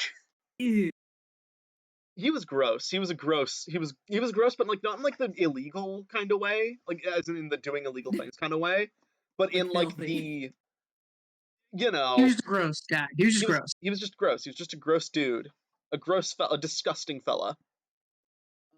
He would have been right at home with early 2000s child content. He would have been great on Nickelodeon. Imagine. Hang on. What did Shadow just say? Imagine him slurping up an eel like a piece of spaghetti. Jesus fuck. You know who it reminds me of? I don't know how many people have read this book series now, but it reminds me of Series of Unfortunate Events, the baby. I mean, he ate. So there's a baby in Series of Unfortunate Events, and she can eat everything. I mean, she can eat through like metal. She can eat through wood. Everything. I mean, he did eat a baby at one point. Probably. Okay, yeah. Okay. So now I'm actually gonna go against you a bit here, Claire. You said he didn't do anything potentially illegal or awful, and then you're like, oh yeah, he did eat a baby. I mean, that's not. I didn't mean disgusting in the illegal way. I meant disgusting in like the, that's what I meant. Eating a baby is disgusting in an illegal way. All right, he's both then. Anyway. Eating a baby is not disgusting in the illegal way. That's the main thing. In what way is that disgusting, Claire. No, anyway, let's change the subject. I'm tired. So Yeah, that's fine. again, I'm just gonna reiterate very quickly because I sort of Hold went on off one topic second. there. He has insatiable hunger. He's not very smart, but he does have mild military experience. He did fight off dogs multiple times without getting any rabies or infection, which means he's presumably a little agile, despite being very overweight. And he also has an absurdly powerful bite force. Oh, Hi. oh, I died for a second. Hi. I'm wondering if it was the connection, because I changed it to US East. Is that okay? The Discord thing. Probably. Letson, did you? How much did you catch? Because I think I died, or Koi died. No, I didn't list anything. I've been here the whole time. Oh, okay. So, all right. Koi just left and came back. All right. Yeah, I was having connection issues, so I wanted to see if it was mine. All right. That would probably help. Is if you moved it to like closer to the, because I'm east. I'm East Coast Canada, and Letson is Yeah. also is actually far West Coast, but yeah. best coast. So going somewhere in the middle works. Anyway, but Alright, yeah. look then. So Tarar again, strong bite force, fought off dogs, military experience, yada yada yada.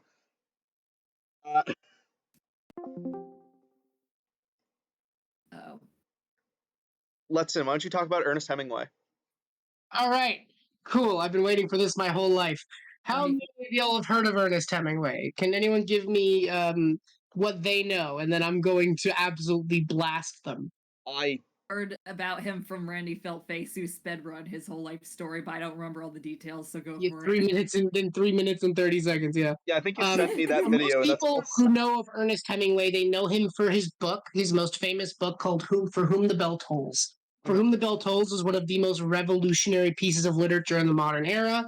It covered topics on war and how we encourage the young to go to war, and the kind of psychological effects that that may have. What people may not know is that Ernest Hemingway and not only is he an amazing author, I'm going to give him that. He's fucking crazy, but I think it would be ignorant of me to say that he was not an incredibly just revolutionary author. This man, in his free time, Mm-hmm. and I'm gonna just give me a minute here. So on a sunny day, you know, the rich old white people typically would go out in their sailboats, hang out, enjoy life. Do you know what he would do in his sailboat? What Ernest Hemingway would do in his sailboat, he would take a Tommy gun and a bag of hand grenades, sail out into the middle of the fucking ocean or like off the coast and look for Nazi U-boats and throw grenades in the water and shoot at them. And that was in his free time. Free time? That was like when he wasn't like busy, okay? When he was busy, he was cheating on whatever woman he was married to at the time. Hey, Jimbo, thanks for the follow. How are you not following me before? Once again, genius link to horniness. What the fuck? Yeah, so he had commitment issues. I don't think it was horniness. I think he just had commitment problems. Okay. He got divorced and married the other woman like 3 or 4 times in his life. He fought in the war, hated the Nazis. Turns out he was also feeding information to the KGB for a while. At the same time, he was doing the Nazi U-boat shit. Are we still streaming DW today? Yeah, yo, Jimbo, we'll be doing it when the stream's over. So in the next couple hours, it'll be a little later. We probably won't be doing as many episodes. Anyways, so Hemingway would do all this crazy shit, right? He was also incredibly mentally disturbed. They tried treating him with electroshock therapy, and if anyone knows how good electroshock therapy has been known to work, not at all. Didn't go very well. Yeah. It's a shame because once again, he was a brilliant artistic mind. He just had a lot of mental problems. Mm-hmm. And he ended his life quite unceremoniously by putting his double barrel shotgun in his mouth. Yeah. But in terms of what this man could do, this man was an absolute fucking unit. Okay, this guy, and I don't mean unit as in like size. I mean unit as in like abilities. Yeah. Combat, trained in combat, carries a bag of hand grenades on him. Why? I don't know where he got them, but he has them. Okay. That's a question. Like every time I hear the Ernest Hemingway story, I always wonder. I was like, yeah, but where did he get the hand grenades? The bag, this like the burlap sack of hand grenades. Um, carry in terms of weapons, he has hand grenades and a Tommy gun. Um, hates Nazis, absolutely just despises them. Fair. Also, maybe not quite sure, but it's kind of implied in his work that he also isn't the biggest fan of capitalism. Ooh. I take that. I mean, there's a lot of debate on it. Literary debate goes on for years because no one can decide anything, and death of the author is a fucking myth now. But essentially, it's how do I word this without sounding awful? So he was kind of bad and kind of he wrote some revolutionary work. He did some great things, but he was also working for the KGB at the time where nuclear war was kind of like being talked about as an option. And Jeez. you know, like questionable guy. He looks like my grandfather. A little bit. But like with like a I thin, like your with a thinner grandfather. Claire, beard. you said your grandfather wanted to come. Are you Claire? Mhm. Claire, Yeah. is your dad Ernest Hemingway in disguise? Your grandfather is your grandfather secretly Ernest Hemingway? I don't know. I'll have to ask him. Is that what you're trying to tell me? I'll have to ask him. He doesn't look exactly like him, but like the beard. If the beard was much longer and the hair was much longer, it would line up perfectly. I just love it because he looks exactly like the kind of guy who would ride his sailboat and shoot at Nazi U-boats and drop grenades into the water. Like Yeah. the look is definitely there. What the heck? But anyway, is that it? For But yeah, he's combat proficient, incredibly intelligent. In terms of weaknesses, he's a bit off, easily confused, paranoid, definitely paranoid, I'll just and has issues trusting people. Dad, no one's gonna need to trust anyone here. If anything, that's a benefit. You know, Perfect. I just had to mention that he cheats on his wife a lot. He has the face of a mad lad. Exactly, Shadow.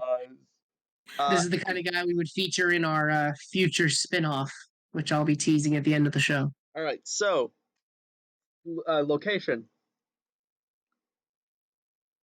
Give me the location. Yeah, I'm going. I keep having to minimize. That's and fair. go into here. Sorry, 205. Now I'm 127. 127.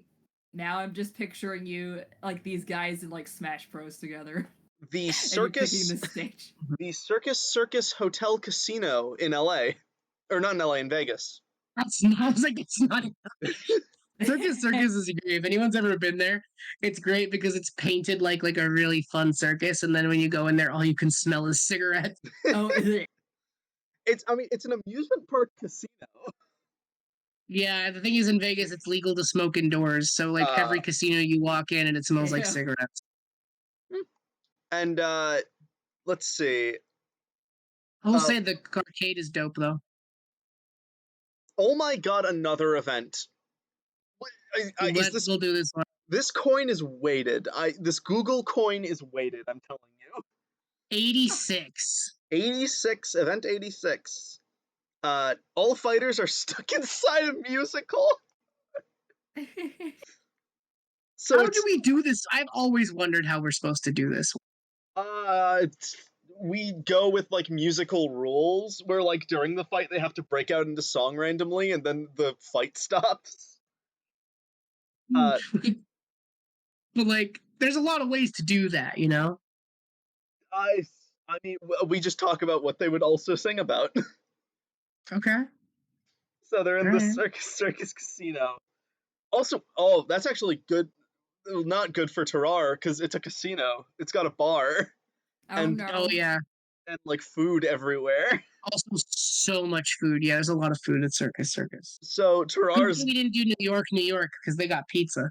Oh. So yeah, Terrar would definitely sing about how all the food everywhere and how he's so hungry and how he's going to eat all of it as he eats a bunch of the food.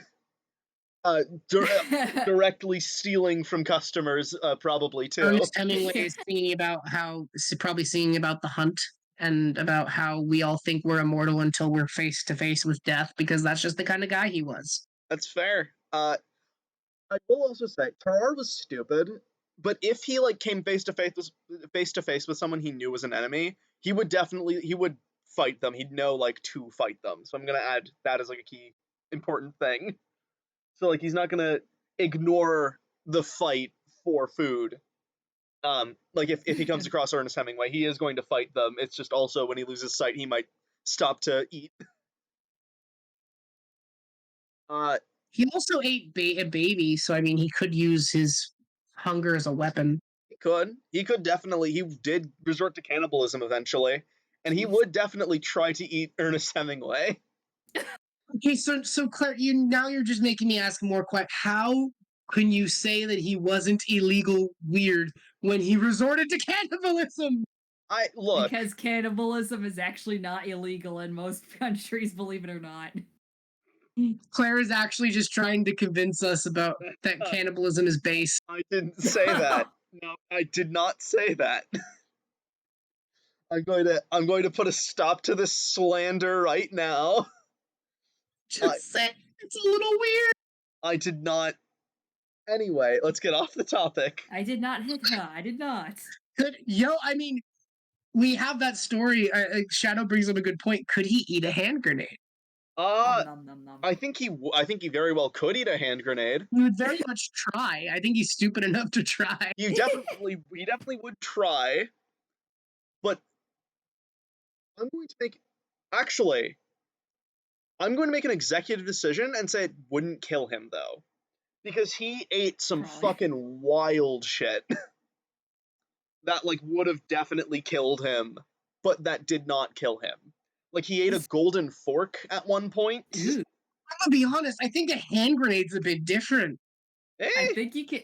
Thing is, like, you can eat gold and like it'll just. Okay, let's actually talk about the fight though. Let's actually figure the gold fight. Is actually safe to ingest, by the way. It just passes through you.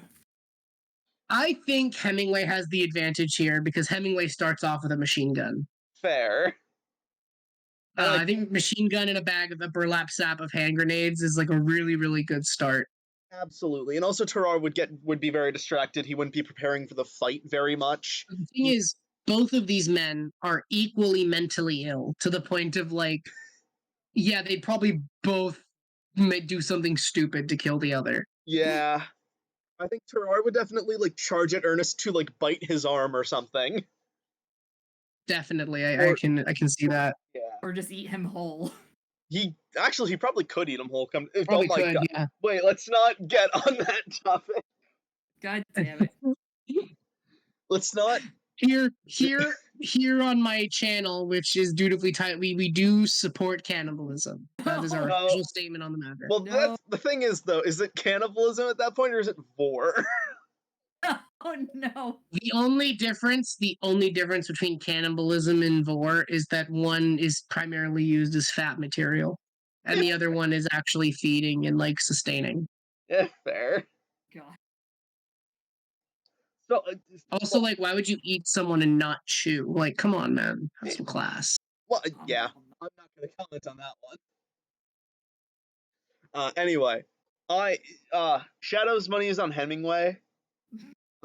I'm gonna put my money on Hemingway as well. I kind of agree because I think here's the thing. I think Hemingway would do something like really stupid, but I think that would more amount to like either proselytizing about the dangers of capitalism or like destroying some of the machines, maybe. See, I think that Hemingway has less like survival instinct. Yeah. So I think he'd be willing to go however far it takes to kill this guy and would not care if he got killed or injured in the process. I think fucking Tarar actually like fucking has some level of survival instinct to him on some level. Absolutely he does. That's one thing I'm going to say is he definitely has a good amount of survival instinct. And I think I don't think Hemingway has any. And I think in a fist fight, Tarar wins, but because they're in such an open area and because Hemingway has grenades and a machine gun, I think there's no way Tarar wins. That's fair. Yeah, Yes, I got Hemingway. I almost gave Tarar the point by accident. Here you go, Hemingway. Next up is Hemingway. Next up is Groot Pierre versus Nikola Tesla. All right, you got Group Pierre. This was your like baby. I want you love guys to know how excited Claire was to talk about Group Pierre. Groot Pierre. He's fucking hilarious. Also, namely because his name, or at least what he went by, was Big Pierre. Groot means big. He's Big Pierre. So that's fun. He had gigantism. That's a very Nice. major part of this somehow. So I want to note in our original list, like a lot of the people had gigantism. yeah, It's weird. I mean, There's well, like that's 3 or 4 different gigantism opponents. to be fair. One, that was a list of like 80 people, and two, that's because there's a lot of historical figures who had gigantism that have like weird stuff about them. That is fair, but also like odd Yeah, that there's so many. It's like a Doofenshmirtz meme where it's weird that it happens so often. Or no, it's like if I had a nickel for every time this happened, it'd be Yeah. 2 nickels, but it's weird that it happened twice. I made it. This is a side thing. I made a tweet about that where it was that meme, but about the amount of internationally wanted criminals that showed up on the game show Bullseye, because that did happen twice. Anyway, this is his sword. This is Groot Pierre's sword. The gut sword, yes. It's very big. It's 6 feet. Now a lot of sources say he's It 6 belongs feet. in Final Fantasy VII. Now, a lot of sources say he was 6 feet as well, but they also say he had gigantism, so there's no way he was 6 feet. So I just, Usually he's like Yeah. 7.5, maybe 8. You grow your entire life if you have gigantism. yeah, I like to say he has 7, because he is 7 feet, because I think he is 7 feet. I was like, you think he's only a 7? I'd give him at least an 8. Like on Tinder, being over 6 foot's enough to get you laid. I think he's at least an 8. Oh yeah, that's fair. But Not 8 feet. I mean, at least an 8, like out of 10. He was also so proficient with this sword that he at one point allegedly chopped off the heads of 7 people in a single swing. Damn. I like it. So that's cool. That's epic. He is also especially strong for his size, like extreme, even for his size. Two specific common comparisons are one that he could lift a hand plow with like one hand. So I'm just going to show what a hand plow looks like. No, not that. Like the big, one of these like big hand plows. He could lift this in the air with one hand. Yeah. He French also, guts, yes, Shadow. he also, he actually wasn't French. I think he was Norwegian. I think. Norwegian guts, yes. But he could also apparently bend a better not coin with just a finger and or with just a thumb and 2 fingers. Damn. So that's pretty good. Also, and this is also a weird thing, every single article I saw about him, it just mentions, oh, he was a revolutionary at first, his family was killed, and then became a pirate. Yeah. But then, like, What you're saying is this guy is perfect Assassin's Creed character material. Absolutely, he's a perfect Assassin's Creed character material. So yeah, he was also just a pirate, which I'm also going to give him like a flintlock pistol because he was a pirate and pirate experience. Anyway, that's kind of it. Actually, he's not that like good, but he's pretty good. So anyway, hey Letson, it's time for Tesla. All right. It's Tesla boy. time. All right, man. It's Tesla. So I'm gonna try time. to be as less offensive as possible when talking about Nikola Tesla, but I need everyone here to keep in mind that like the dude invented all the tools of modern war. Damn. So there's a very popular Doctor Who episode about Nikola Tesla. It's terrible because that entire era was terrible. Yeah. In which they put him against Thomas Edison. This episode's one of the funniest episodes of Doctor Who because like the side characters, the companions, the entire time go, "Wait, Nikola Tesla actually invented that? Wait, Nikola Tesla actually invented that? It's true. It's true. Yeah, Look it up. it's like it's true. He invented the foundation of what would be wireless information transfers, which would later go into Wi-Fi. He also created the foundations for remote radio control. So basically, and also like, so basically, we're gonna give him an Obama drone, Tesla style. That episode was quite crap. I agree. Yeah. It's a bad episode. It's called Nikola Tesla's Night of Terror. Don't look it up. It's That that. sounds it's like a bad. dumb name too. That They is, also just make Thomas Edison evil. even though in real life he was evil, but he wasn't like He's that kind of an evil. asshole, but he wasn't like evil. Yeah, Well, he did electrocute that poor elephant, so. With one of Tesla's inventions. Oh shit. So yeah, so he's most famous for like the Tesla coil, Yeah. I believe it's called, It is the which Tesla is coil. his idea of wireless electricity transfer, that we would be able to power things without wires. Mm-hmm. This technology is very real. In fact, if anyone here owns a modern smartphone that was made within the last 5 or 6 years, you can buy something called a wireless charger, in which it utilizes a special plate. You lay it on this flat rubber surface. That idea came from Tesla. Yeah, I've seen those before. You can get them at like the front of like when you're checking out, basically. They're really useful, and I highly recommend them. They're good. Well then. He has Also, you're less likely to break your charger port. Thanks. But this guy, he's a revolutionary. He was one of the most brilliant minds of his era. And the one thing that held him back was just the technological limitations of his time. Yeah.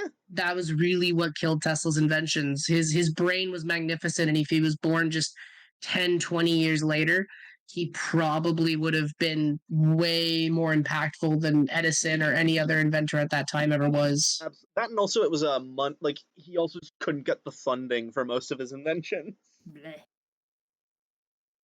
That Honestly, was another. I wouldn't even give that. I mean, yeah, it's true. He was not the richest, but I think that wasn't his like main problem. I think it was just because the technological evolutions required to make his stuff work just wasn't there at the time. Yeah. But people still use a lot of his principles. A lot of the stuff that he was coming up with back then, people still use to this day. Mm-hmm. I was just Can't break thinking a of charger that. port if there is no charger port. I Yeah. like True. Shadow. Shadow's got the good idea. I'm just remembering the Family Guy meme where he's like, "Why aren't we funding this?" So, I'm also going to add intelligence. That's another thing that's very important to mention that you just talked about in depth. But in terms of like his tool set, this guy would have access to radio control items. Yep. If you want to do a quick Google search for me, I don't know if you guys are familiar with the Dishonored video game, but there is a thing in Dishonored called a what's the name of it? It's the Arc Pylon. There it is. There's an image of it right there. Arc Pylon. This was inspired by Nikola Tesla.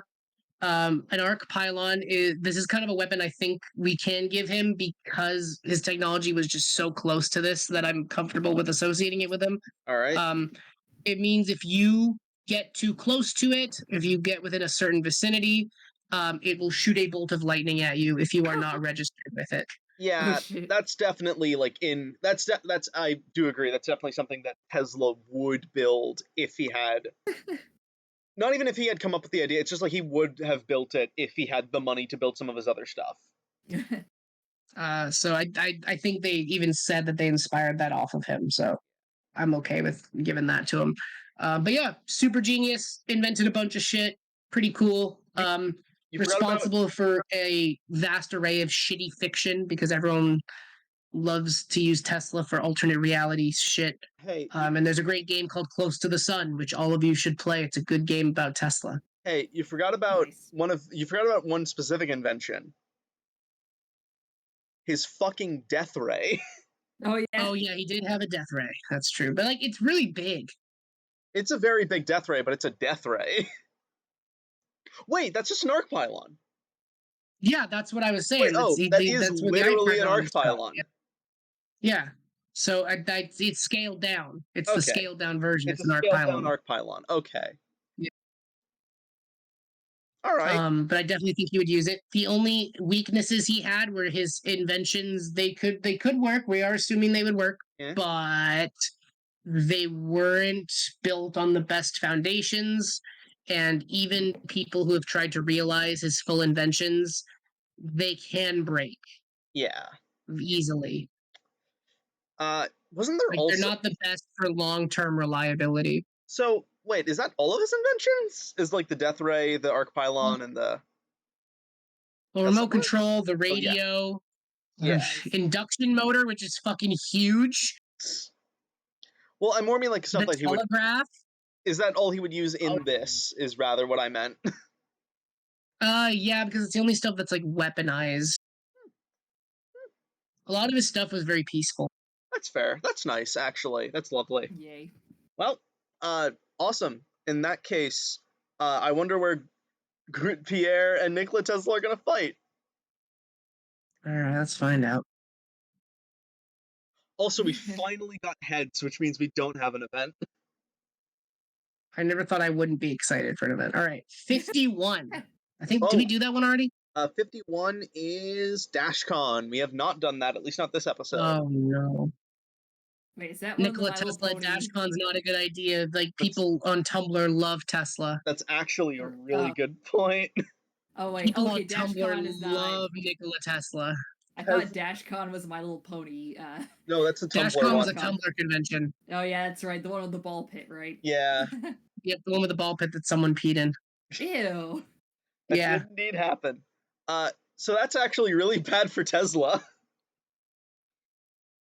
Wait, oh, that's double bad. Where does he put the arc pylon, first off? I'm just picturing the two in the So ball pit together. I'm assuming it works. I'm putting it like in front of him. All right, that's He a would real... use that as his first form of defense to not let someone get even close to him. Oh no! So all the people at DashCon are gonna all Yeah. the dozen people who charge at him. Yes, they're Just all get dead. fucking They're all turned to rolled. piles of ash. And then, wait, then how the fuck's Grid Pierre supposed to kill him? Wait a minute. Yeah, I know. Actually, I guess he could probably destroy the pylon because he's that strong. But If his sword's that long, you got to keep in mind the arc pylon has a short range. oh, okay. It's So, assuming he can sword. throw something at it, and once again, because Tesla's inventions aren't exactly the most sturdy, if he were to throw something heavy at it, for example, that could be enough to break it. Yeah. All right. I actually at DashCon, he could just throw the ball pit at it. Actually. I mean, the ball pit was made of plastic and rubber. I'm not sure. Well, the ball pit with all the balls. If he threw someone's stand, or if he threw some metal chairs at it or something, Or fuck, probably he could break it. He could also just throw one of the attendees at it. Yeah, definitely. But the thing is, it wouldn't. The attendee would never reach the thing. Yeah. The attendee would turn into dust before it touched the pylon. Fair. Point is, I definitely do agree that I think that isn't as powerful as I had thought initially. Yeah. It's still powerful, but yeah. That being said, also the drone is a big danger for Pierre. Yeah, the drone is definitely a big danger for Pierre, but also, once again, I think he could potentially knock that out of the sky with brute force. Absolutely. He could fucking swing at it, probably, actually. Yeah, I think there's a brute force argument to be made. Tesla has his inventions, but behind them is just a normal-sized man. That's very true. I'm going to be honest, though. I do think that Tesla, I would put my money on Tesla in this argument if and only if Tesla could defeat him quickly. Yeah, and that's sort of the issue is this is a very big stage. Hang on. It's like a whole convention center. And we also got to keep in mind that Tesla is a genius. I think he would find a really creative way to utilize these inventions. I think he would find a way, maybe place it right in the direct center of the room, which would make it really difficult for Pierre to avoid it, especially in the beginning of the match. Definitely, but also, and I'm assuming they're starting in the ball pit room. Actually. Okay, yeah, that's fair. It's a ball pit room. He could absolutely throw one of those chairs at it. And then he could throw those chairs at both of them and fucking blow each of them up. I can see it. Yes. We could also use the room, if we want to use a more crowded room, we could use the one that they forced everyone to get into to beg $5,000 that they stole from. Oh, that one was an interesting. I mean, again, either way, I do think Pierre definitely has his work cut out for him in the very, very beginning when he's when they're both just kind of getting their bearings. But I do actually think Pierre sort of comes out on top because he's got like chairs he can throw at both. And Yeah, well, I think Tesla has less range in his stuff. yeah, and bear in mind, I don't think Pierre could I don't think he'd get it in the first shot. That's another very important thing. Pierre was Yeah. not a ranged fighter, but he could, as soon as he realizes, oh shit, that thing's going to kill me if I get too close to it. Both of those are going to kill me if I get too close to it. I should grab one of these chairs and. One of his liminal space. I was I mean, about yeah, to read that, yeah. other people Yeah, it would be does. in the way, so No, I just love it's a great comment. That's great. so yeah, Insert, I do think insert Pierre just a wins. burning memory here. What was that? I said insert just a burning memory here. Oh yeah.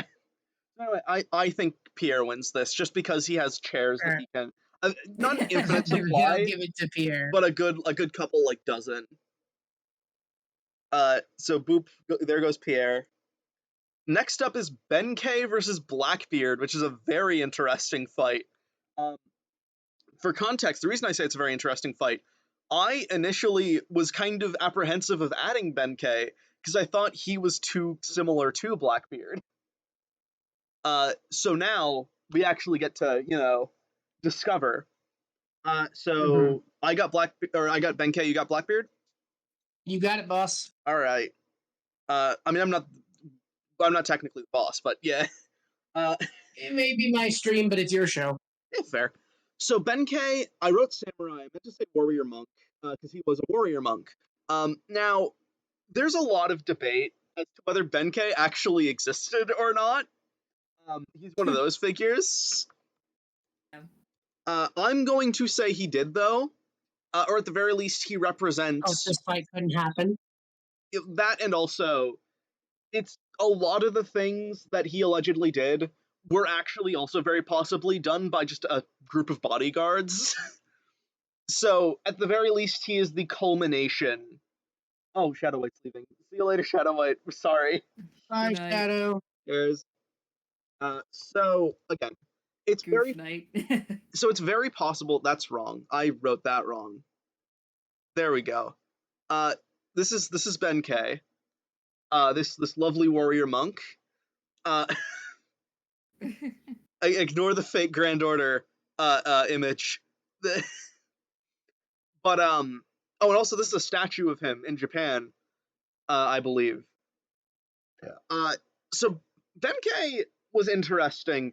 He had a couple of things about it, quirks. For one, he was a giant. He had gigantism. Another one.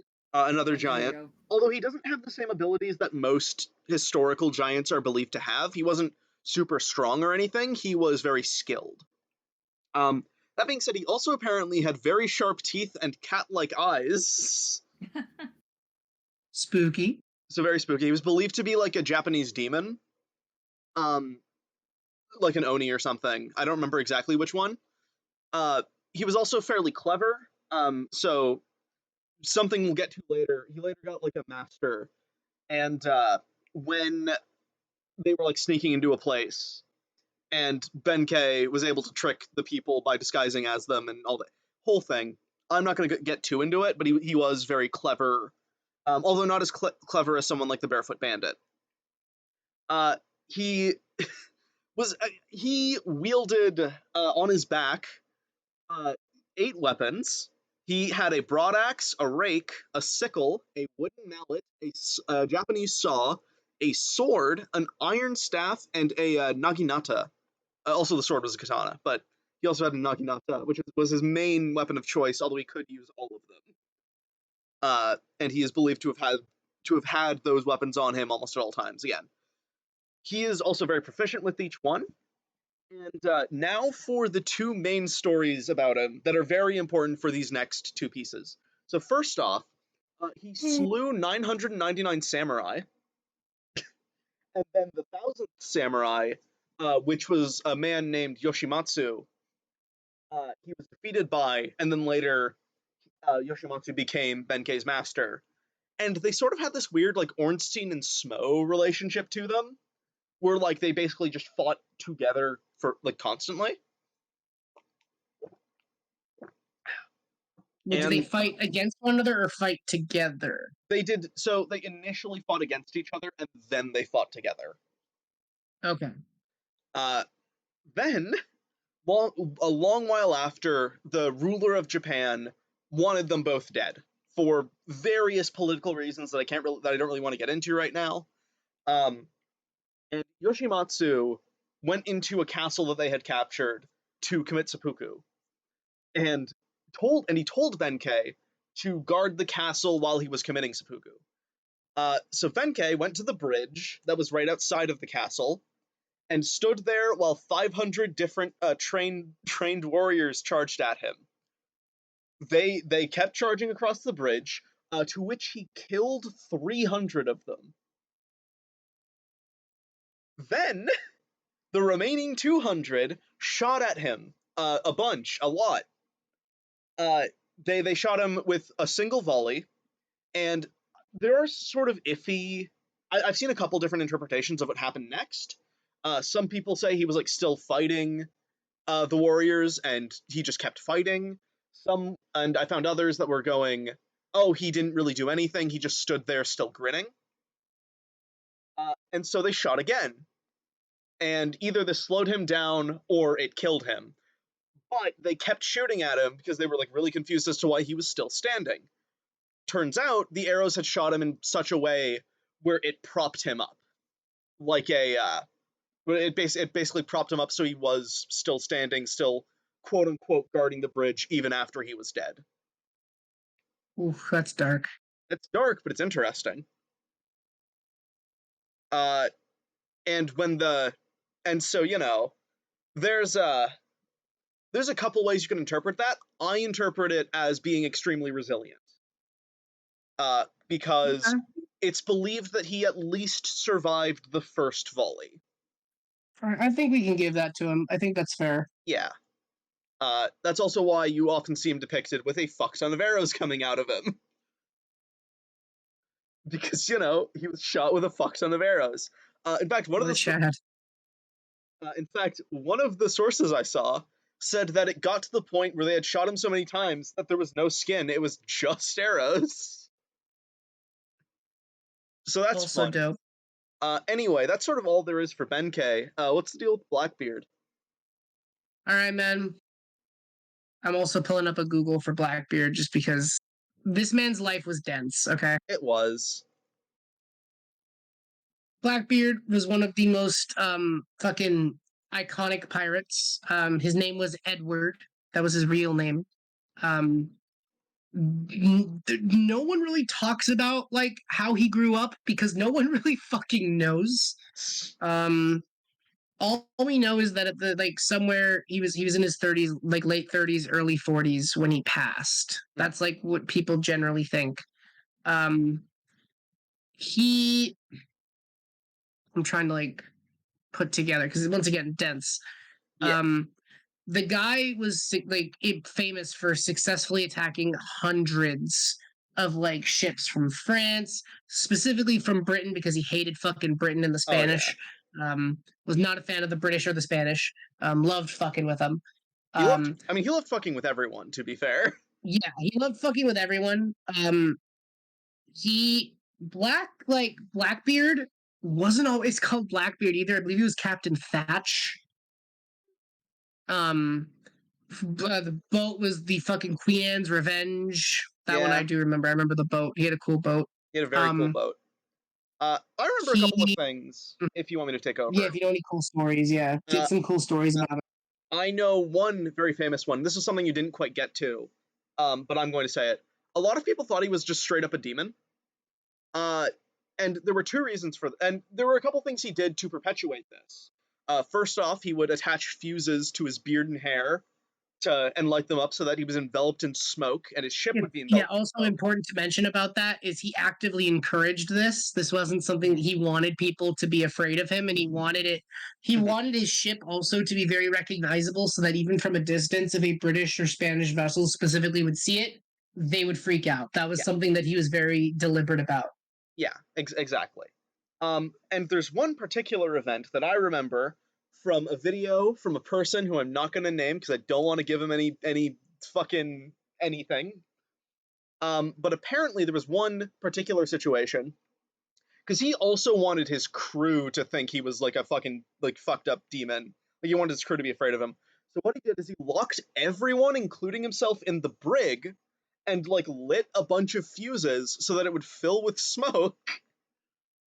And then he would just stay there until the smoke filled the entire brig, causing everyone to start suffocating. Obviously, very quickly, his entire crew was begging to leave, and pretty soon after that happened, before anyone could have a chance to like pass out or get hurt, he opened the cabin doors and basically just called everyone a pussy. Mm-hmm. Uh, Yeah, he was a very But the thing was, this was something about the pirate era in general that needs to be understood. mhm, A lot of people who were pirates were ex-Navy, were ex-British Navy specifically, yeah. and the way in which pirates would recruit was typically off the merit of respect. Mhm, If you were sailing with a pirate captain, you did so because you respected him. It wasn't That was a big deal for pirates of that era because they had been stuck with captains who they didn't respect, that led to crews being killed and things like that. And yeah.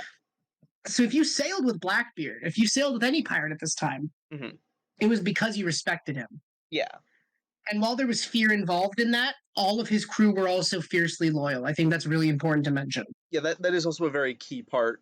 He did They also, would die for Blackbeard without question. yeah, again, partly because of fear, but also partly because of loyalty.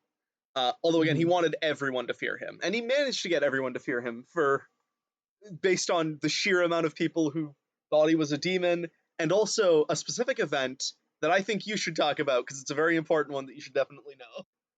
Which one? The last one, Like the death one, or the death one, yeah. I'm gonna read this one because his last battle was fucking crazy. Is this the Ocracoke Island one? I think so, yeah.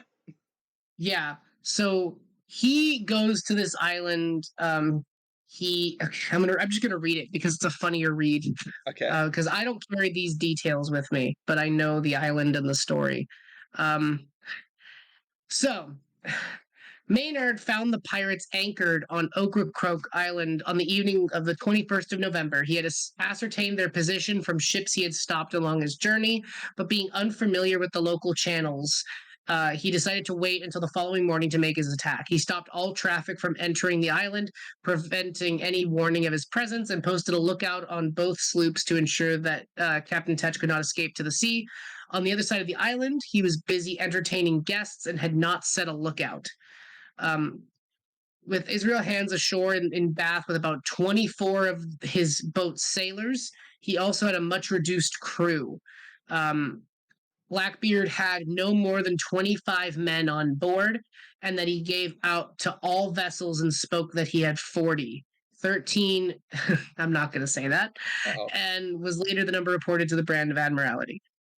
Uh, Basically, Blackbeard also liked using former slaves as yeah, his that was crew another because big they had con. a predisposition to be against the British Navy. And Blackbeard wasn't a racist guy.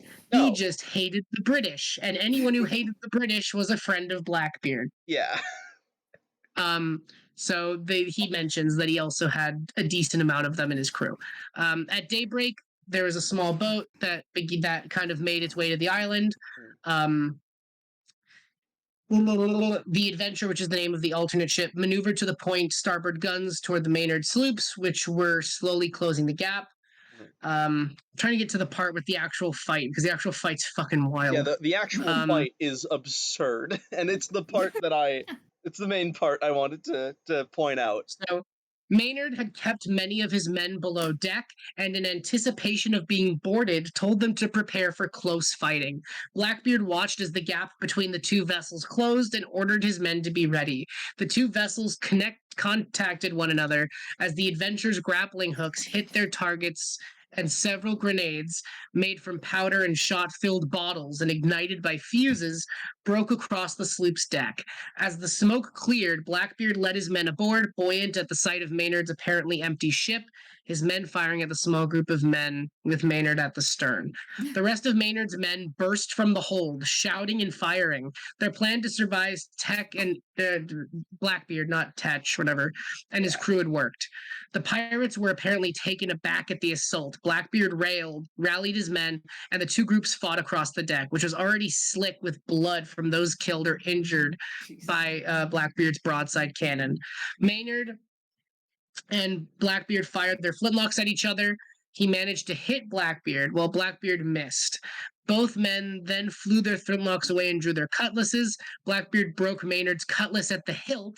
Against superior training and a slight advantage in numbers, the pirates were pushed back towards the bow, allowing the Jane's crew to surround Maynard and Blackbeard, who was then completely isolated. Blackbeard pressed onward and was about to deliver a killing blow, but was slashed across the neck by one of Maynard's men.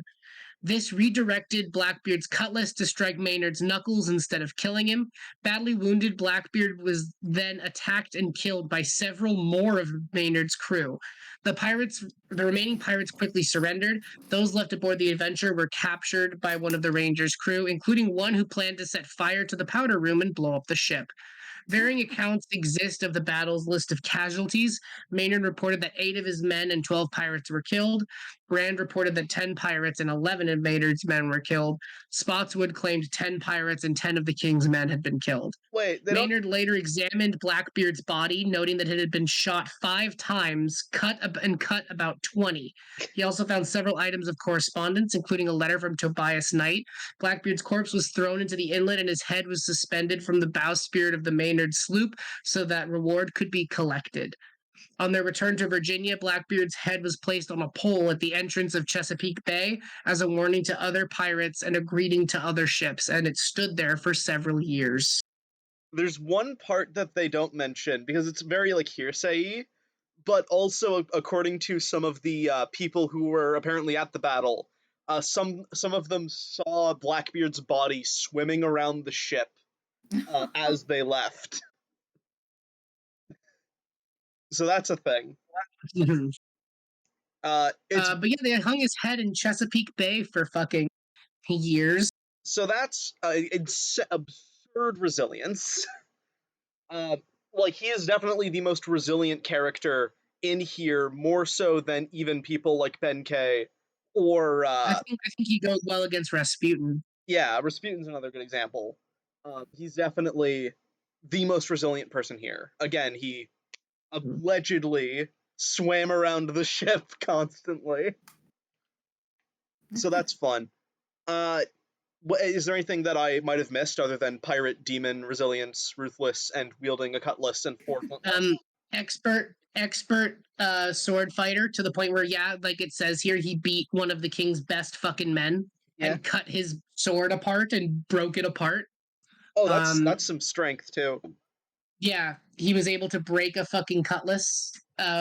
So incredibly agile. He was really smooth in combat, despite the fact that he drank so much. That was something that people found really surprising about Blackbeard, is that he drank absurdly, because as pirates, so once again, fun fact about pirates, you couldn't really drink water when you were at sea. It was very hard to get clean water. It was hard to store it, and it was hard for it to not go bad. Yeah. So that is why pirates are depicted as drunk so often. It's because that's what rum, because sugar was popular at plantations. The people were growing sugarcane constantly. Rum was something that was easy to make, and it lasted for long voyages, which is why they drank it so much.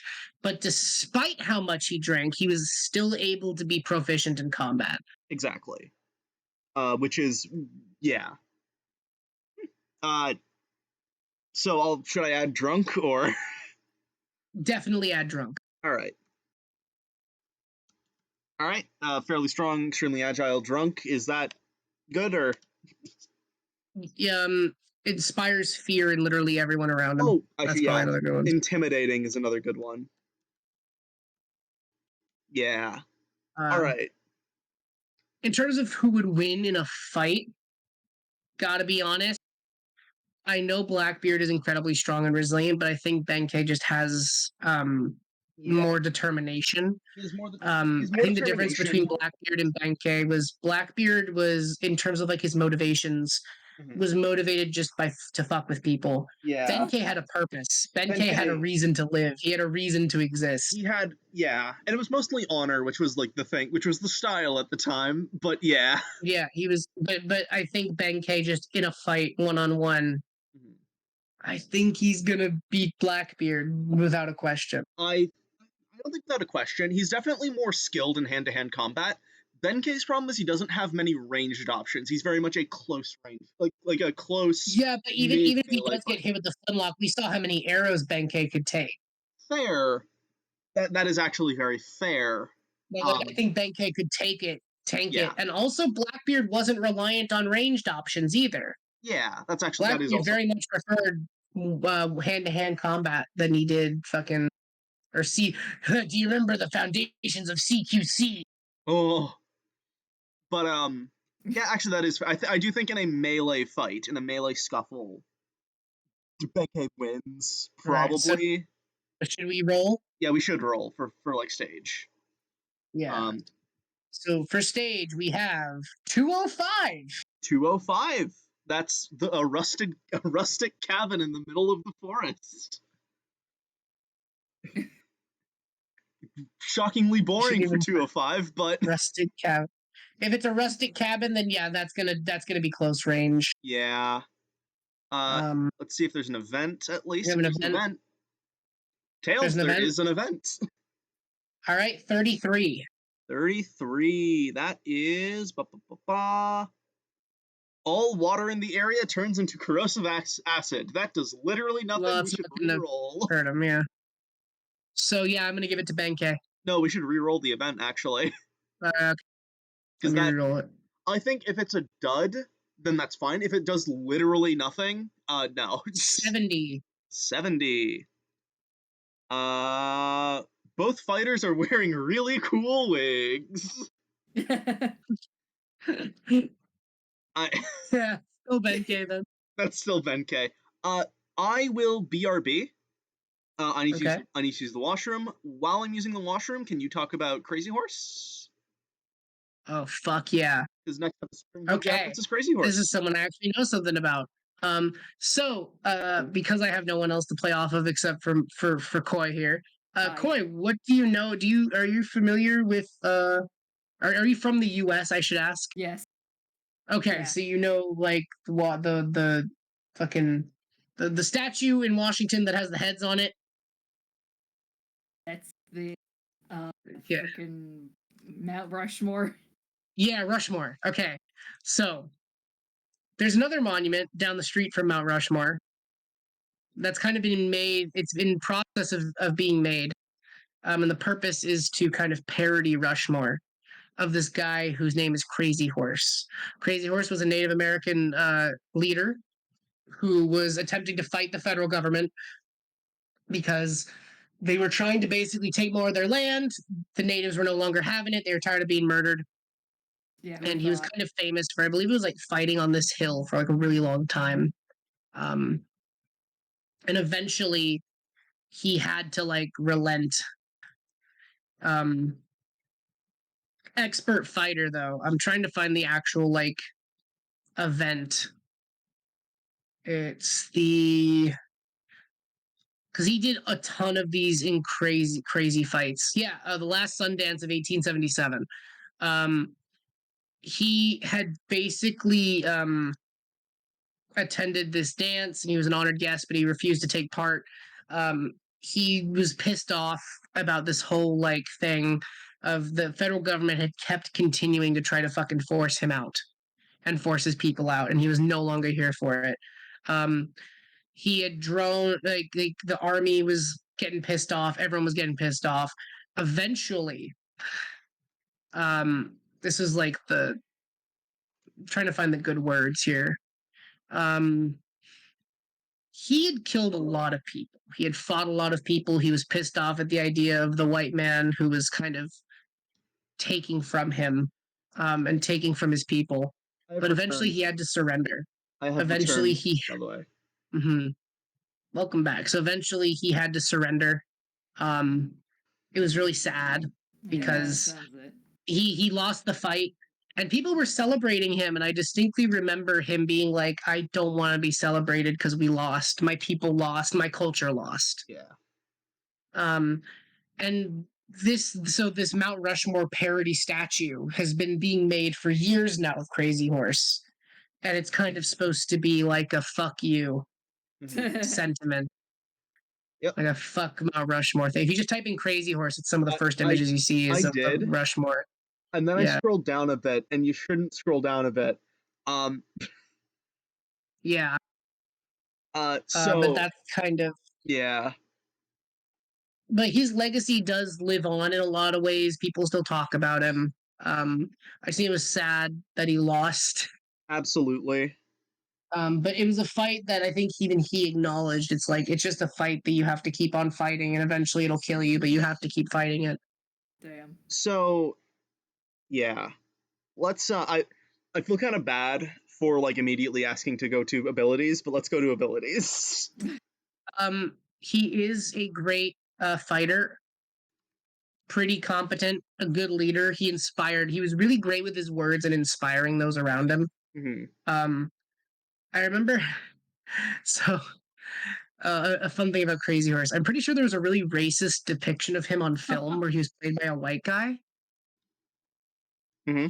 Like I'm pretty sure this happened. If someone wants to look this up for me, there was a movie adaptation in like the 50s or something Mm-hmm. that was just like horrible. It was like god awful. Good fighter, good leader, pretty general stuff. I don't want to make this sound terrible, but he was good with bow and arrow. He was good with hand-to-hand weapons. Um, I'm trying to see if he did stealth stuff because I'm almost positive he did, but he was very I know some of the he was very supernatural. aggressive. Yeah, I know some of the supernatural things as well. Are like he had a psychic connection with his horse. I know that one. Yes. Nice. And apparently he No, but also. I think that story circled around because like Mhm. his horse was like the most reliable horse in fucking history. Yeah. Damn. I also do know that I heard this from Steph back when I was friends with her. She mentioned that apparently he was given a charm that made him immune to bullets. Couldn't verify that, but I'm gonna give it to him because it's fucking awesome. Mm-hmm. So I think I found a great quote. I found a great quote about his personality. So he was kind of like chill. He was a relaxed guy. Um, he was very lonesome. He very much liked doing things alone. He was very modest. He was very kind. Yeah. And he very much liked to give. If there was someone who was doing worse than him, he would give. It was just his nature. Mm-hmm. He was a great warrior, but he was not famous for his like kills. He was also famous of fucking he was famous for tons of shit. You want to know another cool thing he did? He also hunted people who were killing their buffalo, if I'm not mistaken. Yeah, he murdered poachers. He did. I know he was really anti-poacher, and I know he like murdered some bitch. He did the thing in Hogwarts Legacy, except real. Yeah. They don't Wait, know about that. what? Don't spoil that. I'm doing not. a review. Come on. I'm doing a review. That's it's going to be the crux of it. It's a hint. It's a hint to the future. It's like no, I'm trying to remember this story. I've closed all my internet things. I'm like closing my eyes. If I'm not mistaken, I think it was someone's wife was cleaning, like because you had to clean your meat back in the day. Yeah. They had to like wash it. Crazy Horse stumbles upon it, recognizes the meat, and strays up and murders the woman. Yeesh. For recognizing the buffalo meat that she was cleaning. Huh. Damn. That's Now I'm gonna go on the wiki and I'm gonna scroll down. Yeah. Yeah. I'm right. Hey. It's on the wiki. Hell Cool. yeah, baby. I'm gonna make sure I didn't just exposit some blatantly false information. Anyways, But no, he was a proficient warrior who only fought for his passions. I think he would never have fought for something that he didn't 100% believe in. Yeah. I don't want to. So I'm gonna triple check again because again I didn't research Crazy Horse. That was you. Yeah. Great fighter, leader, spiritually connected to his horse, great with a bow, has a charm that makes him immune to bullets, and aggressive. Mm-hmm. Actually, I'm going to switch that to He was fights very, very aggressively. quick to the draw if he saw something. Yeah, he was very, very quick to anger if he saw something unjust, which was odd Yeah. because he was so characterized as kind and caring and shit. But Yeah. if you did something fucked up, you're dead. You're not going to make it. Basically. Which, I mean, actually, was he fighting? He's fighting Spring-Heeled Jack. Oh, no. So that's dangerous for Jack. Speaking of, was that everything, or do you have anything else to mention? Or It's the important stuff. That's the relevant material. all right, so Spring-Heeled Jack. He was a guy in Victorian London. Now he's also one of the ones that like might not have fully exist. I mean, definitely did not fully exist. What is believed to have happened is that he was initially he was like a prank by the Marquess of Waterford, who was a Marquess of Waterford, basically. Don't know what a Marquess is. That's wrong. That's not what I meant to look up. Spring-Heeled Jack. There we go. And then later that became like a big copycat situation. So what wound up happening is he spooked a woman in an alleyway, clawed at her clothes, and sexually assaulted her, and then he leaped 10 feet over a wall. So he can jump very high. That's the big thing. That's why he's called That's the Spring Heel. Yeah, that's the Spring Heel. Now later I believe the first woman admitted that she like lied about it, but that started a whole thing. And his story just started getting crazier and crazier. Eventually, people. Eventually, it evolved into him having razor sharp metallic claws. Him being basically a demon. That's like something that a lot of people thought at the time. And he could breathe fire too, right? Supposedly. Yeah, that was one of the ones. Is that like he apparently asked a woman for a light. She like lit up the area, and then he breathed fire at her. He also had glowing red eyes, and as you can guess from all of that, he just fucked with people. He was just he wanted to like intimidate everyone. And just his appearance was, I mean, look at this. Imagine seeing this in a Victorian London alleyway. Yeah. This fucking Captain Jack Sparrow looking ass. Captain Jack Sparrow Batman. I love him. He's cool. And also you can see from a lot of these depictions. Except for the rape part. If we cut out the rape part, he's cool. Well, he didn't rape anyone. He just sexually assaulted them, which is bad. It's still bad. It's like, what's the implication? Like, what do you mean sexually assaulted then? Like, what did he do? He ripped people's clothing and then tried to drag them away. Like for murder? Like, what was the purpose of trying to drag them away? Like, I think for murder. If I had to guess, for murder. Did he kill anyone? No, he didn't. He was technically made up. I'm so confused. So he didn't kill anyone, but a lot of people thought he was going to kill people because of the dragging away stuff. And also he did rip off people's clothing. Women's dresses specifically. Whack still. I'm just like, It's still whack, but also look. I'm not gonna say anything else questionable in this stream. I don't know where your morals and ethics are anymore after this. Look, I am very... You lost me at the whole cannibalism thing. Anyway, the point is, he was very much believed to be like a devil demon figure. He had spring heels, he could jump very high. I'm going to say up to 10 feet. Because that's the farthest I've heard him able to jump. He breathed fire at one point. He has razor-sharp metallic claws and red glowing eyes, and he's very spooky, and everyone who looks at him is spooked by him. Because that's another common I thing is like that that's another common thing is that people looking at him tend to be unnerved by him at least. Anyway, stage Okay. time. All right, stage 10. Number 10. Hang on. Whenever I use OBS on my computer, it occasionally does this weird thing where it makes my mouse disappear. So hang on. Number 10, the Backrooms level 0. Oh boy. Heel Jack and Crazy Horse in the Backrooms. Hang on, let's see if there's an event. First, I don't think there needs to be an event, but if there is an event, there's an event, apparently.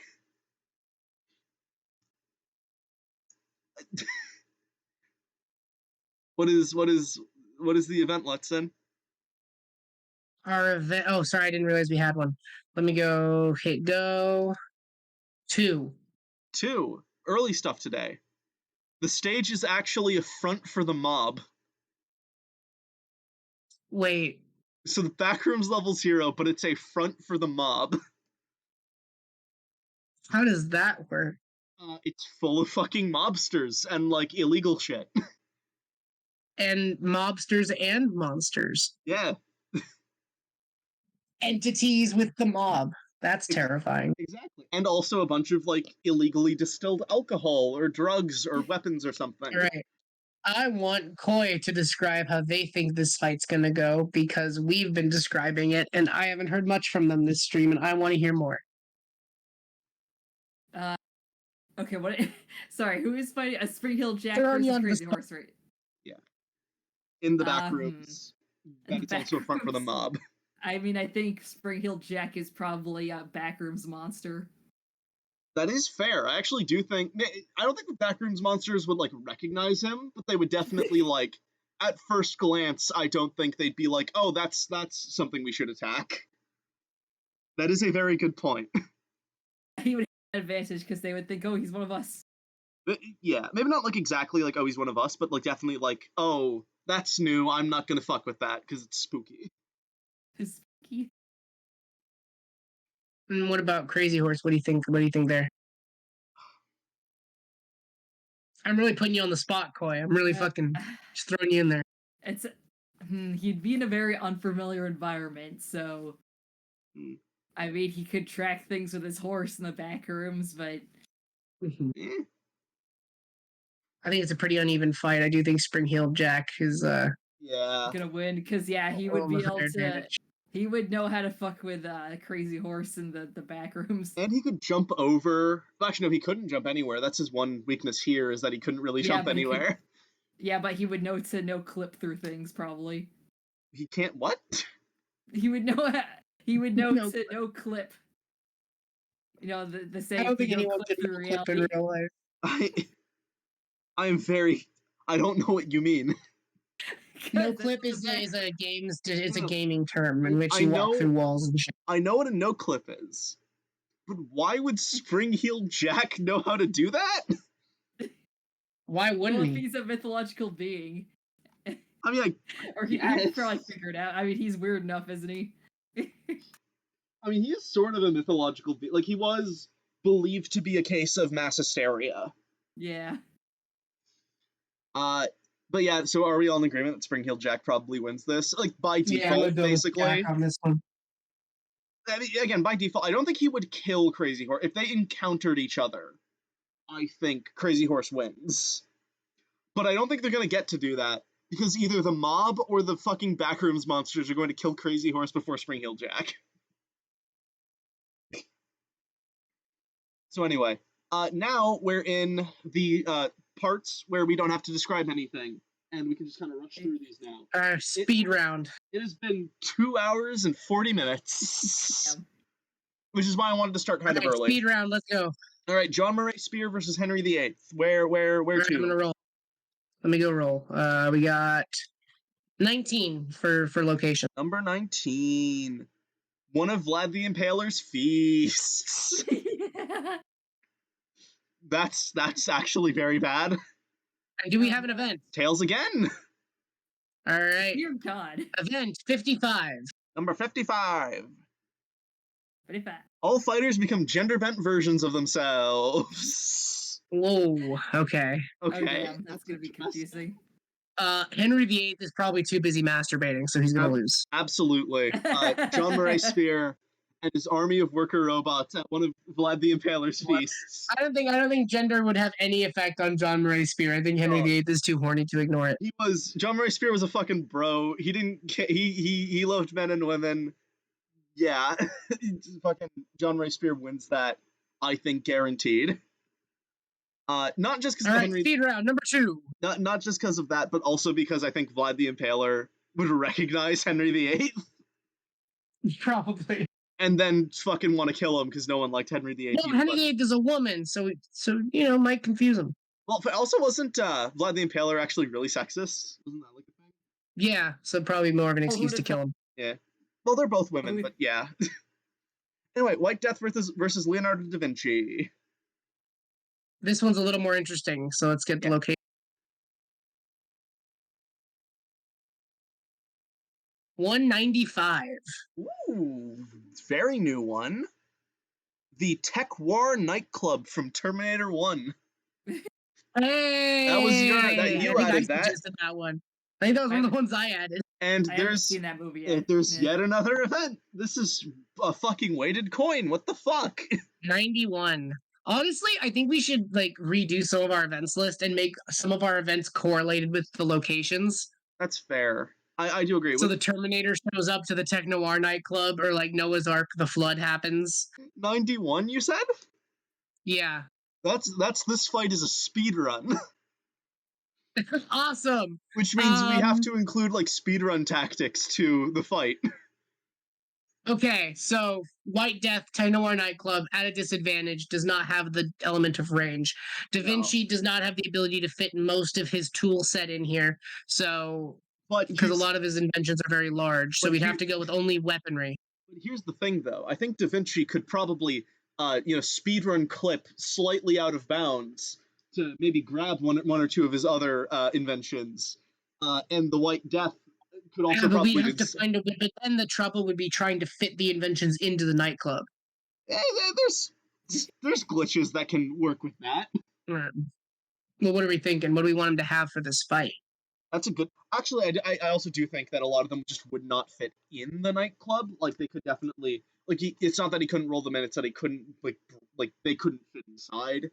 So, I know the White Death only works with stealth when he's in the snow, but also the Tech Noir nightclub is huge blinding lights. I think he would have a better job of being able to blend in there. Yeah, actually, that's the other big thing.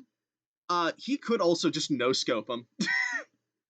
Yeah. I mean, I want to give it to the White Death because I feel bad for taking things away from him. That and also, I'm gonna go White Death. I actually agree, but for a different reason. I also just think, again, this is a speed run. He would already, with speedrun tech, you already know where your opponent is immediately. You already know what you're supposed to do. White Death just fucking shoots him. Okay, sure. He knows the exact angle to aim. He knows the exact angle to fire at. Yeah. He just round starts, dead. Round starts, instant win. Also, ignore that I accidentally opened ad block. That was an accident. Don't ignore that. Next up, Terrar versus Nikola Tesla. This is also going to be pretty interesting.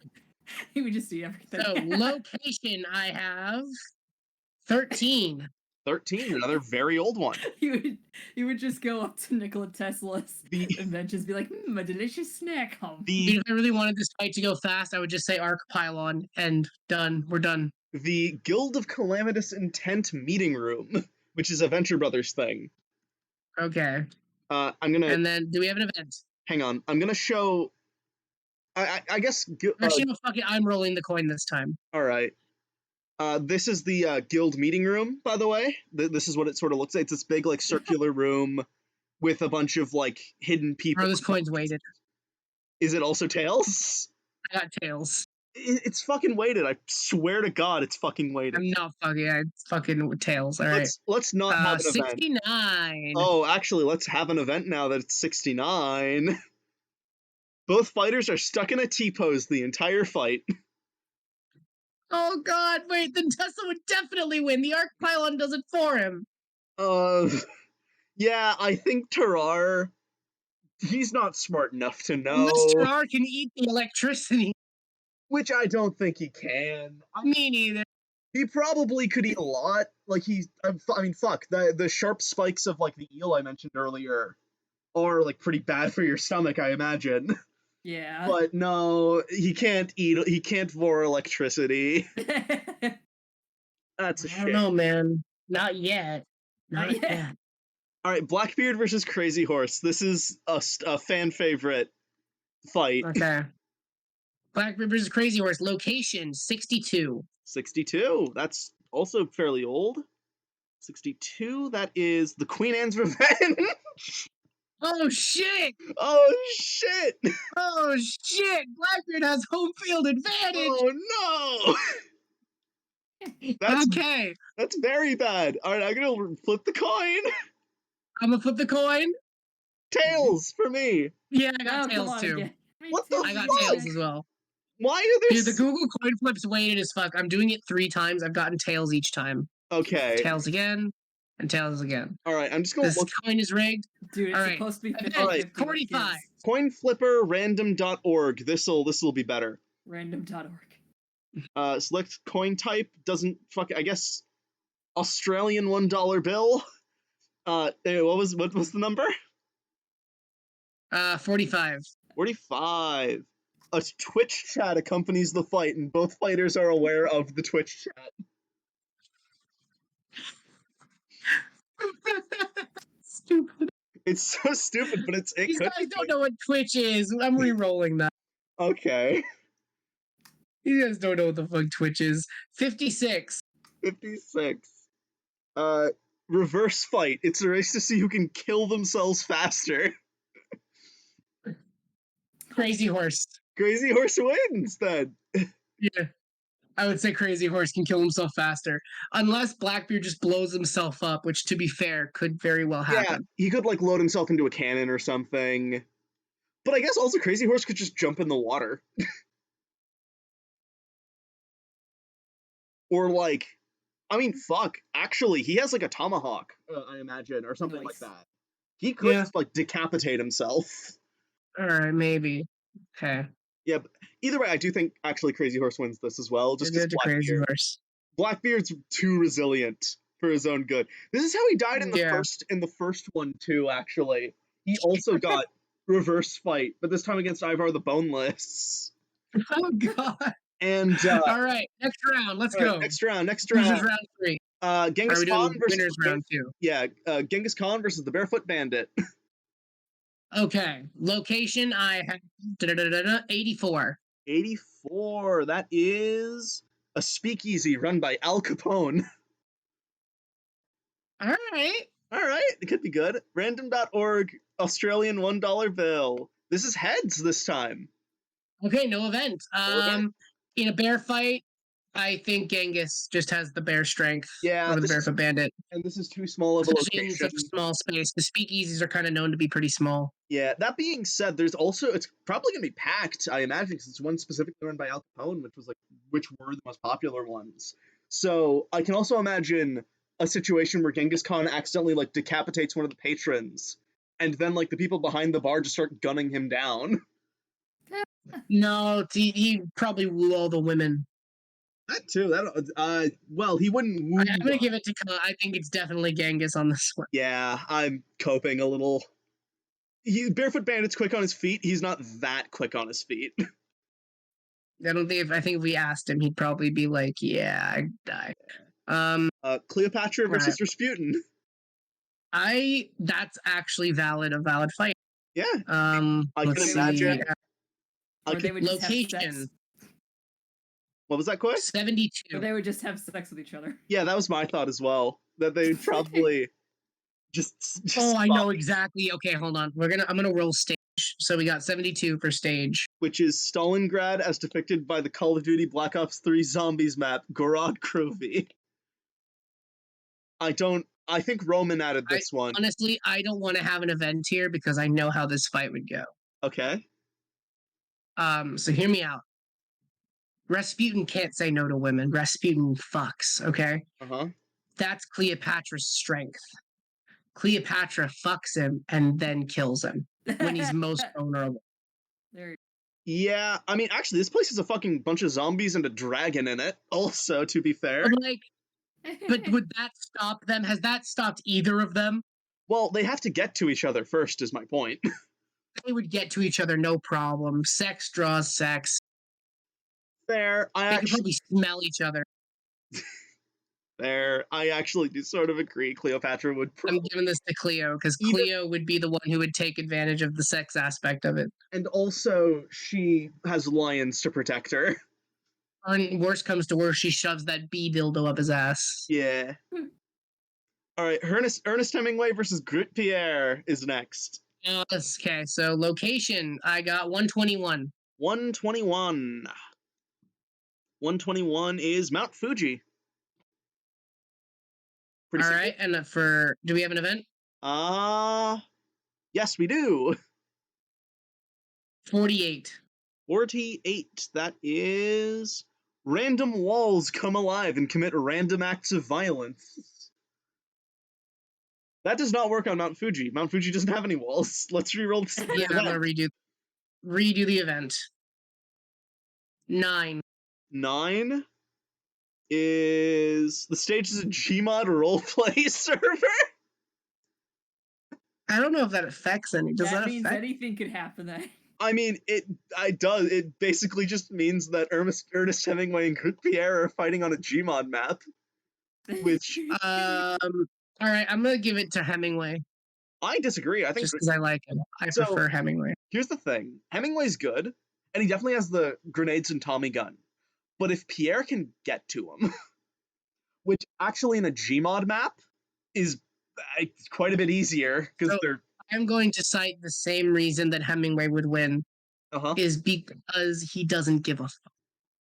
He would be throwing grenades at any distance. Yeah. He has absolutely zero survival instinct. Well, okay. He would kill his enemy at any cost. I think he would gladly just keep throwing the burlap sack of grenades until something killed him. Okay, but counter argument. The admins come in for the roleplay server and get mad at him for having guns and grenades. You're just trying to wipe out Ernest, and I refuse to let him go. No, to be fair, like, is that not about like the? It's completely valid. I just don't want him to go. Civilians don't. I mean, look, he has a chance in losers. Quite.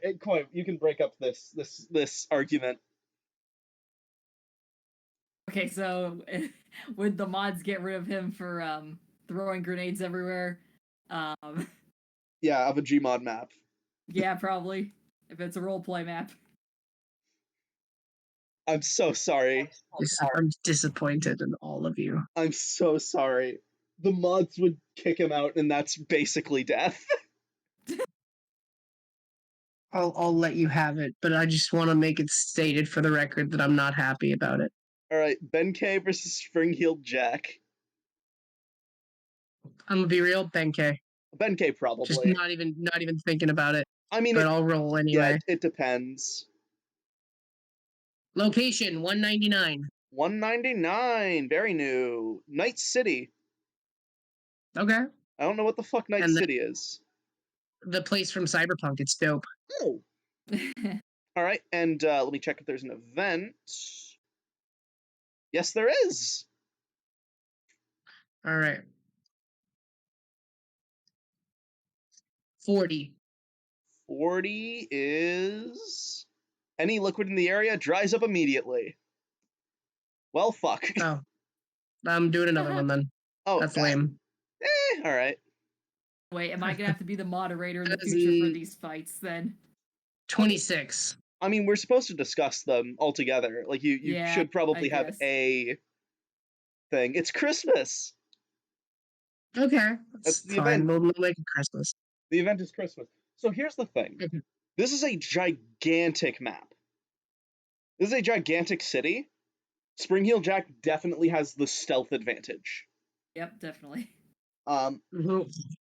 Also, the agility advantage. I think Yeah. Spring Hill Jack could navigate Night City faster than Benkei could. Yeah, But Mhm. Benkei would probably find one area to defend and lock it down. Definitely, but here's the thing: he cannot look everywhere at once.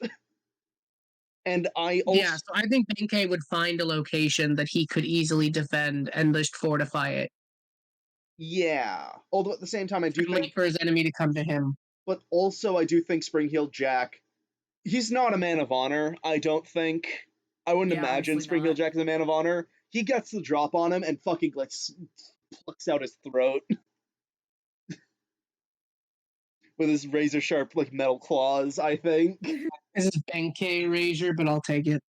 that's how I think the fight would go. If either of you want to like Benkei do, Erasure. I mean, look, if either of you have any counter arguments. No, it's fine. It's Not fine. really. Eh. All right. Sorry, Benkei, but Spring-Heeled Jack plucks out your throat. Could have done better. He Just could have. saying, Benkei. You let me down. All right, next up is Crazy Horse versus the Barefoot Bandit, which is an absurd fight. I'm excited about Yeah, that. Okay, location 129. I can tell everyone's getting tired, and I'm very sorry. Sorry about If I it. were speedrunning. CN Tower. Don't know what that is. You don't know. Nor do I. Also, apparently, Tails again. What the fuck? Is fucking All right, event, random.com 70. also weighted? Hang on. So first off, I'm going to show CN Tower. This is CN Tower. This is what CN Tower is. I'm showing Okay. it on the stream. Cool. Okay, I think Pointy. I think I know which tower that is. Is that the one that had like the restaurant in it, or does still? Yes, and 20 you said? Yeah. An assortment of Funko Pops No, just 70. got... Sorry, 70. 70. Funko Pop. Ignore the Funko Pops. Both fighters are wearing really cool wigs. We already did that one. Do we want to keep them with really cool wigs or not? Nah, we'll do a different one. Let me reroll. 2. 2. Very old one. The stage is actually, again, it's the front for the mob. God, we do it. We don't repeat here. Yeah. 102. 102. Both fighters have a bomb collar strapped to their chest. No. All right. All right. This is even You've more. been waiting for this one. So I'm gonna say the story behind this. This one is based on a real event called the Bomb Collar Bank Heist. Yep. And this also happened relatively recently. I think everyone involved is either dead or in prison. So we're not really. I was like in third. Oh, sorry. Well, so I don't really feel the need to be like as light as I would be with like a more recent event. Because again, everyone involved is either terrible, dead, or in prison. Yeah. And you guys start discussing this. I have to go take care of my dog really quick. All right. Koi, what was that?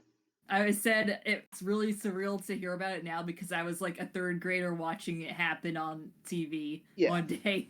So basically what happened was, I forget what county this was in, but a pizza man delivers a pizza, and then gets fucking kidnapped. To which then his kidnappers strap a bomb collar to his chest and force him to rob a bank. Hence, bomb collar bank heist. Then he was caught by the cops. Turns out they never intended for him to leave alive anyway. And he exploded and died, unfortunately. But the people were caught.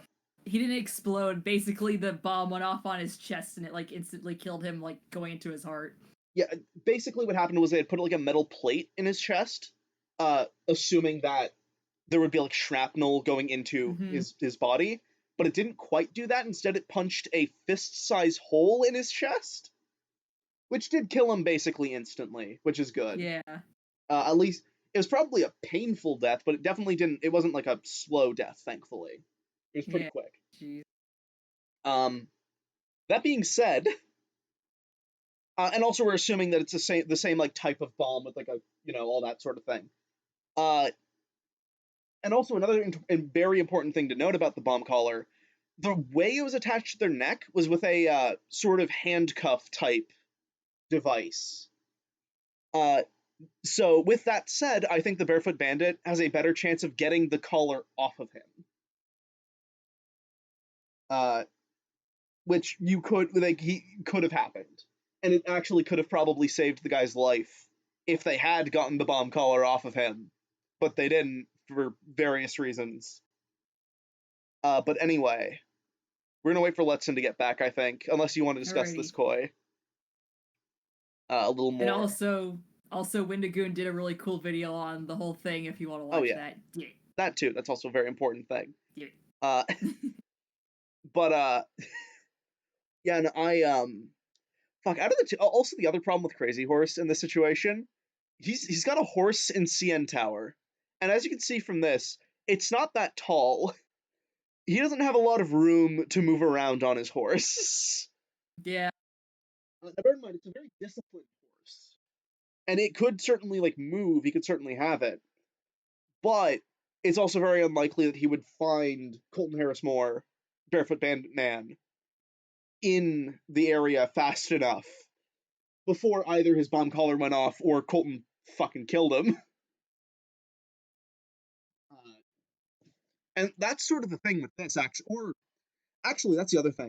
Colton only really needs to, and I keep calling him Colton, I'm going to keep calling the Barefoot Bandit, though, because I don't want to use his real name. But I think the Barefoot Bandit, all he has to do, really, is get the collar off of him, and then just fucking hide. Which he's pretty damn good at.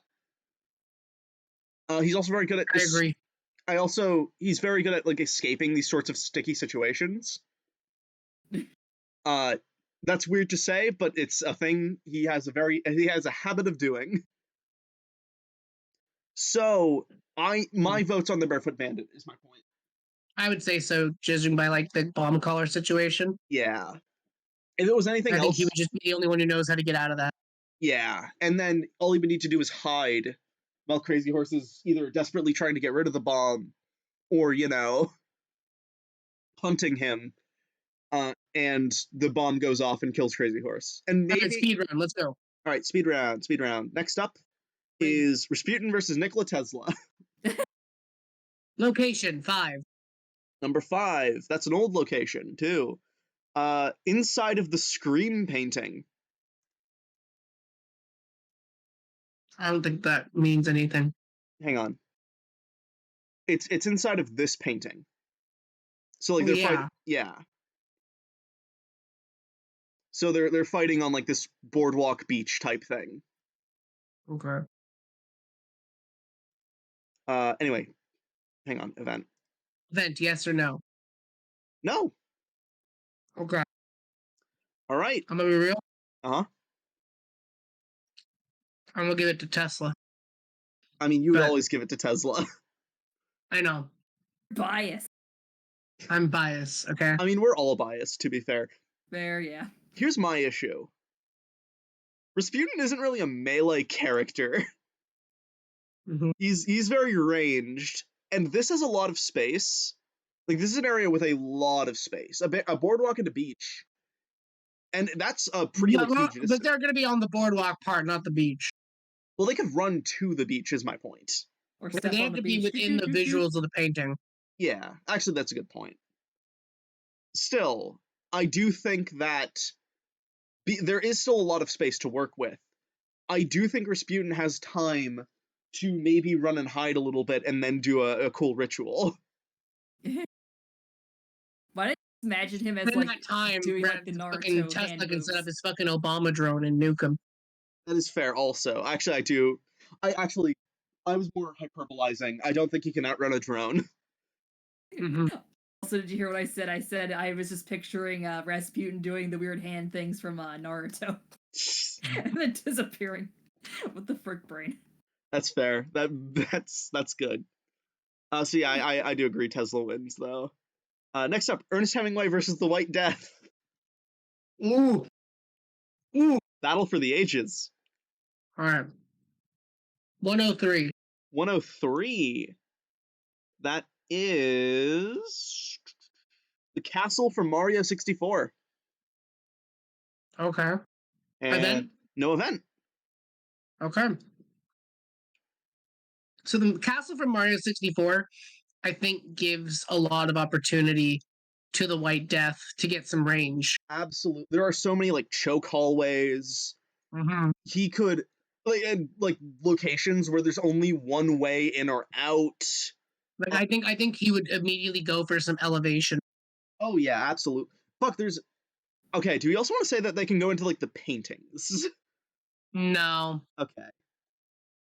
but I'm gonna give I think the White Death on this one Yeah, honestly, so do because I. I think if he gets some distance, because the thing about Hemingway is his weapons are all short range. He can only throw grenades so far. Yeah, and I think White Death would have it. I absolutely do agree, especially since again there's a lot of choke points. Even if he wouldn't go for elevation, he would definitely go for a choke point. That's like easy to find. I also again I agree. White Death. Koi, you got anything? Hmm. Getting any counter arguments or anything? I'm sorry, not right now. That's fine. I'm sorry for putting you on the spot. I just want to. That's right. Next up, Benkei versus John Murray Spear. Also, for the record, I just like to make dumb comments about things like the Naruto thing. No, that's fine. 104. 104. The stage? Yeah. Vatican City. Nice. Oh boy. I am seriously imagining all these as like Smash Bros stages. Another no event. Okay. So I want to give this to Benkei. All right. I think Benkei's had a bad rap here. The reason I want to give this to Benkei is because John Murray Spear is the one that's able to create like armies, right? Yeah. But Benkei is like kind of famous for taking out armies. Yeah, exactly. So I think Benkei has this one. So do I. The only situation I can see John Murray Spear winning is if he somehow makes a ranged robot. But I don't think of many. I can't think of many like areas of work, especially at the time, that would give any of those robots that kind of ability. Yeah. So yeah, I do agree that I think Benkei wins this. I don't see many situations where Spear wins. Anyway, next up, Nikola Tesla versus Crazy Horse. Heck yeah. Okay. Location 103. Again, come on, give me some. 189. There we go. 189, which is Cats, the movie one. Ugh. The Cats movie. Vomit. Indeed. Indeed. They're in the. I've seen that musical live, by the way. It's not as bad live. It's just kind of one of those weird interpretive art things. They're in the Cats movie. Okay. And then event. Let's see. Yes. Our event is 30. 30? Yeah. The match is decided by an epic rap battle. Oh yeah. Okay. That's oddly fitting. Okay. Right. Who do you think's the better rapper? Crazy Horse, without a shadow of a doubt, in terms of rap skill. Care to elaborate? Not without sounding racist. Nikola Tesla's French. The French don't know shit about rap. Hey, as a French woman, I resent that. You're a Canadian woman, Claire. Yeah, French Canadian. Totally different. Actually, that is fair. French from France is, yeah. That being said, I actually also do sort of agree. I don't know enough about. Also, like, do you think you guys you guys produced Justin Bieber? Like, what have you got? What's your claim to fame, Canada? Come on. Peaches is a ball. Just saying. Don't sue me, Justin. I really liked Peaches. Dan Aykroyd. We have Dan Aykroyd. That's fair, actually. I can't argue with that. I like Ghostbusters too much to argue with that. We also have Jim Carrey. Also, have you guys tried Dan Aykroyd's vodka that comes in a crystal skull? That shit's pretty great. I don't. I don't. No, drink. I've never had that. I'm not rich. I don't drink. Apparently, my parents have. Tried it at a party. Surprisingly smooth. If you guys want to watch the greatest video ever, there's a video of Have you guys ever seen Red Letter Media? Like the Oh, guys who yeah? did like the Plink interviews? They did a review of Ghostbusters, and what they did was they created their own mixed drink where they got the Ecto Cooler, which is the Ghostbusters juice boxes, and they mixed it with Dan Aykroyd's vodka. Oh my god. And they showed this clip when Dan Aykroyd shared his vodka with, I think it was Larry David. He almost fucking killed Larry David. Like you could see him like I jump watched. back to life. You know, it's funny. JonTron also made a video on Dan Aykroyd and his vodka, and he. Could someone Wait, he Google the did? video of Dan Aykroyd giving his vodka to Oh, fucking Larry King and then Larry King fuck almost yeah. dying? Oh Fuck no. yeah. It's a great fucking Hang video. on. It happened on live television. Let me look it up Larry King Delray because though. we do need to watch this. Yeah, look up Larry King, Dan Aykroyd vodka. Whoops, I saw autism there, but Larry King vodka. Larry King vodka. Okay, watch him fucking drink the vodka. It's great. Larry King fucking dies. Yeah, There, fuck yeah. John did a video on it too. I just said that, but yeah.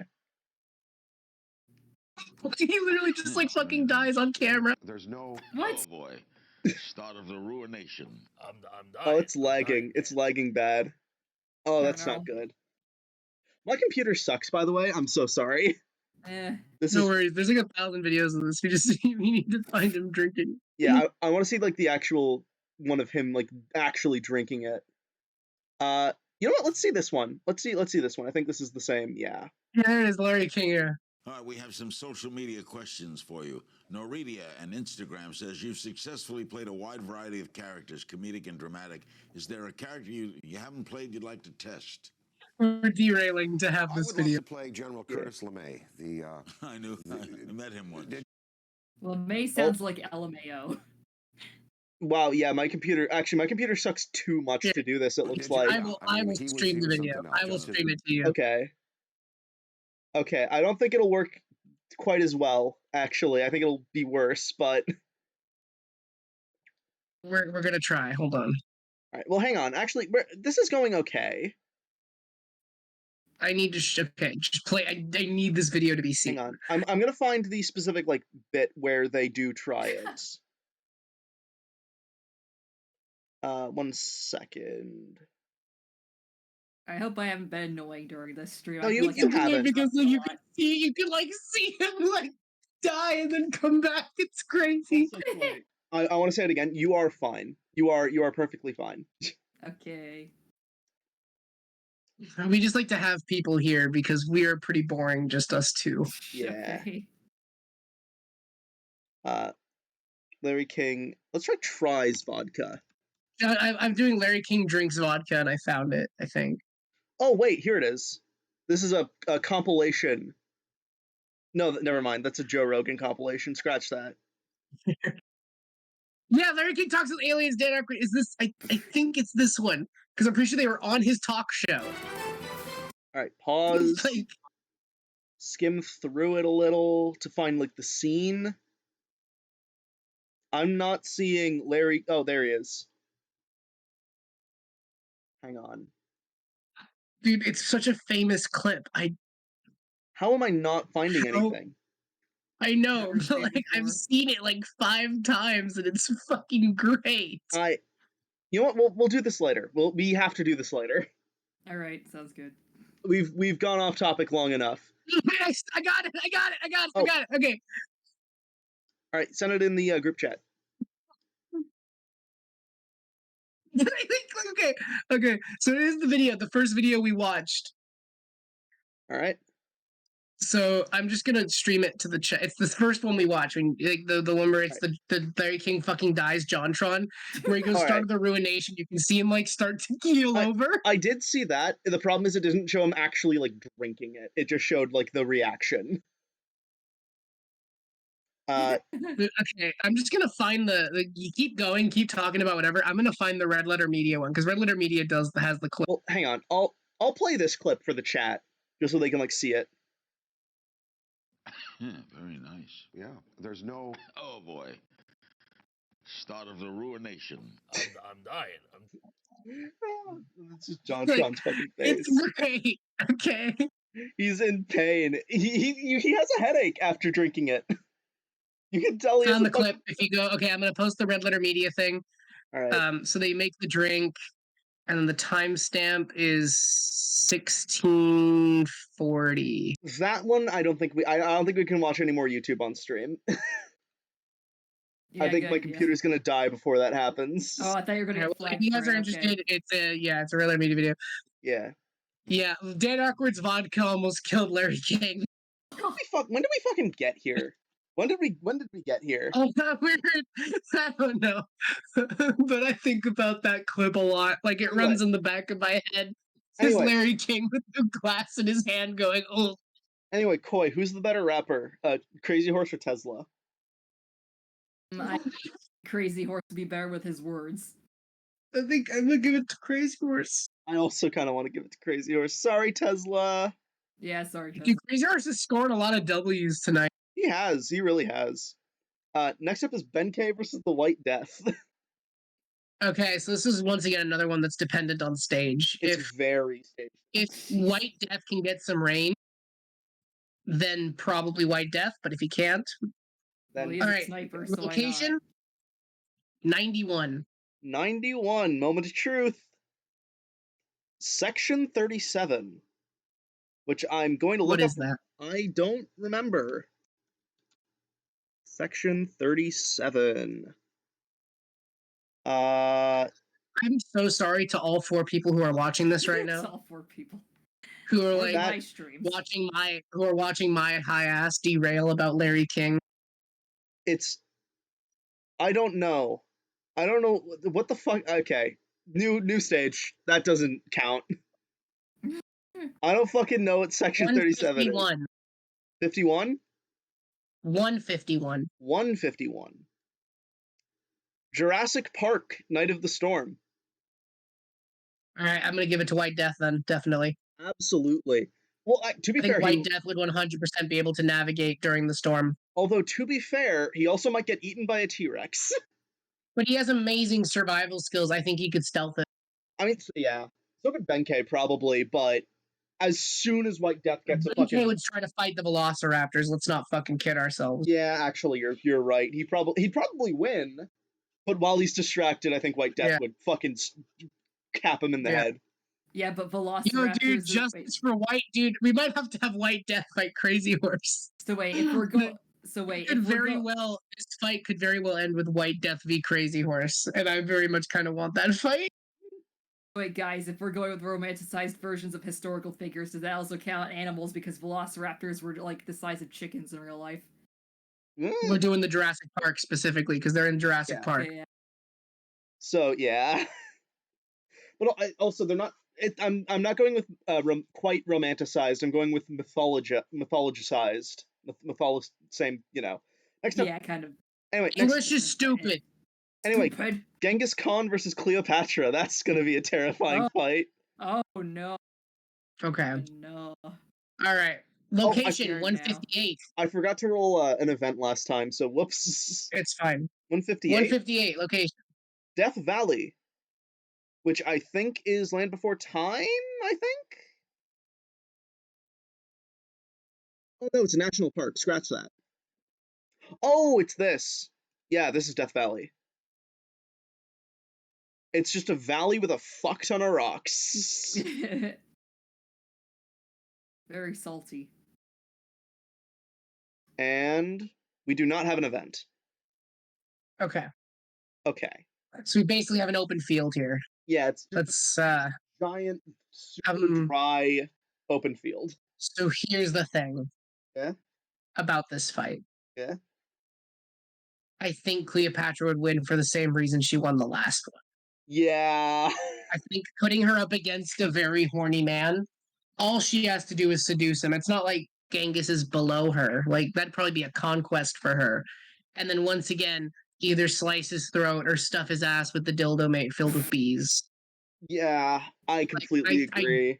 I think Cleopatra would win on the subterfuge alone. Although here's my question. Would Genghis Khan, would he be so filled with rage at seeing his enemy that he just wouldn't? But then he sees that his enemy has boobs. Fair.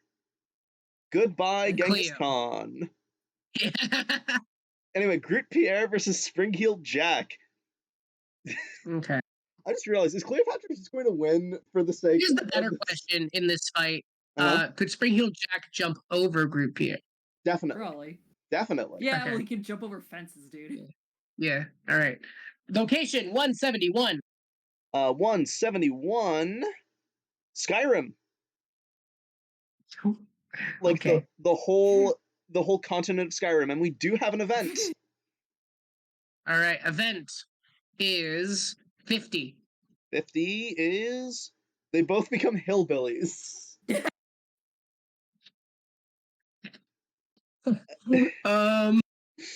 I'm not sure how that works. It means they both gain shotguns and become and like have they talk from the south and they're much less smart. All right. Gonna be real. I think Spring-Heeled Jack. I disagree with the hillbilly stuff Spring-Heeled specifically, Jack with his agility plus a shotgun, but he's also way dumber. Yeah. but like his agility plus a shotgun. You don't need intelligence to work agility. You kind of do, actually. I'd say. I don't know, man. I do agree. I actually do agree, though. I don't think. Groot Pierre can also probably tank a lot, but he can't take a shotgun. Yeah. It's gonna be like that scene in Toy Story 2 where you remember during the intro where they're playing the Buzz Lightyear video game Oh yeah. and he does like the back. So in Group Pierre does like gets around him, turns around, aims, and then just gets demolished. Genghis Khan versus the White Death. All right, this one could be good. This one could be That's very good. quite- It's Long also range quite White Death, interesting. close range Genghis Khan. yeah. All right, location 125. 125. Machu Picchu. Huh, Okay. interesting location. Some elevation. Yeah. Nice. That's pretty elevated and Event. no event. Okay. Goodbye Khan. So, assuming they start similarly close to each other and not like on one's on the top of the mountain, if one's on the bottom, if they start like reasonably in the same place, Yeah. I think Genghis Khan would hands down win in like a combat, like a CQC fight. I agree, but also the White Death, I mentioned this already, but he does have like a submachine gun. It's not a good submachine gun, but it's a submachine gun. So if they're mid-range specifically, he does still have a chance, but I do agree that I think Khan wins like 6 times out of 10. Does Machu Picchu have snow? Let me Am I check. stupid? Machu Picchu's in like Peru, isn't it? I know. I just want to check. Doesn't look like it. Nope. Okay, Yeah, it's but in there is Peru. there's a lot of Oh, cover. Yeah, there is a lot of I cover think White Death too. could have an advantage here because there's a lot of places he could take cover. But that also. I distinctly remember research having distinctly remember in third grade? Yeah, having to fifth grade having to research it for a project extensively. So I know. Well, how extensive could your research be as a fifth grader? Actually, quite a bit. Yeah, actually, you'd be surprised. We had to do a lot of similar stuff with like Terry Fox back when I was a kid. Terry Fox. I don't know any of these people. Who is that? Terry Fox is a Canadian hero. What he basically did is he ran. That's right. No one knows who he is. He basically ran across Canada, in order to fight cancer. And how do those correlate? Because he also he had leg cancer, and he wanted to show that even if he had leg cancer, he could do fucking anything. Did it do anything? He raised up like millions of dollars and became a Canadian Where hero. Is he now?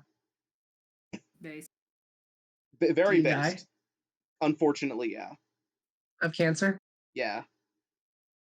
Okay, I rest my case. He also couldn't finish his run, but he did get like halfway through Canada, which is extremely impressive either way. Yeah. Still, I rest my case. Yeah. But yeah, no. So here's the thing: there is a lot of cover, but also, which is good for both of them, I think, actually, because Genghis Khan probably doesn't know what a gun is, but like after like a couple of maybe not a couple of missed shots, but he could probably like tell like, oh, he's pointing at me. I should not be that direction. Yeah, but I think the thing is with the White Death, once he has that distance, right? Yeah, You're never gonna get him. that Like is fair. once he has that distance, I think it's super unlikely to think that Genghis is gonna maneuver all the way to him and get to him. That is very fair, actually. White Death wins. Great. Yeah, my boy. Kill the rapist. Sorry. He's the fan. He did. My boy. He did kill multiple Russian soldiers, so probably. Anyway, Sorry. next up is Grit Pierre versus Crazy Horse. All right.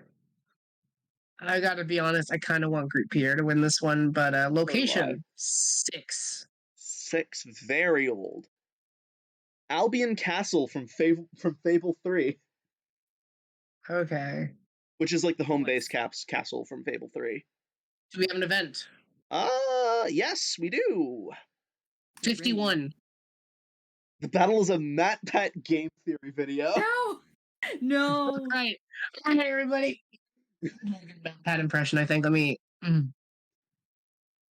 Hello, everybody, and welcome to Game Theory. Hello, Internet, and welcome to Game Theory. Claire's It's a good one, Theory. not gonna lie. So, with Game Theory video, that's sort of a dud one, but it's also like sort of not. We have to think about who MatPat thinks would win. Crazy Horse, absolutely. I think MatPat would side with Crazy Horse. Really? Yes. Care to elaborate? Because I actually MatPat likes choosing characters in which no one would assume they would win based on their physical description. He likes to subvert his audience's expectations and make crazy theories out of essentially nothing. I mean, to be fair, he True. also really likes going with the unconventional reason that they would win. So it's also very possible he could go like, oh, well, he has to take care of his horse, and that's really hard. Yeah. So I think Fair. MatPat would slant it Yeah, to I'm inclined to agree. Sorry, Groot Pierre. Pierre's fun, but we'll save you for another episode. yeah, he's awesome. Next up is the White Death versus Crazy Horse. Okay, I've been waiting for this one. All right. 159. 159 is Noah's Ark again. That was the first one we did. Yeah, redoing That's it. funny. We don't redo landscapes. 147. 147, the Millennium Falcon. Okay. So that means there does have to be a conflict here because the Millennium Falcon are very short hallways. There's not a whole lot of distance you can get, nor can you really get mid-range. There is an event too.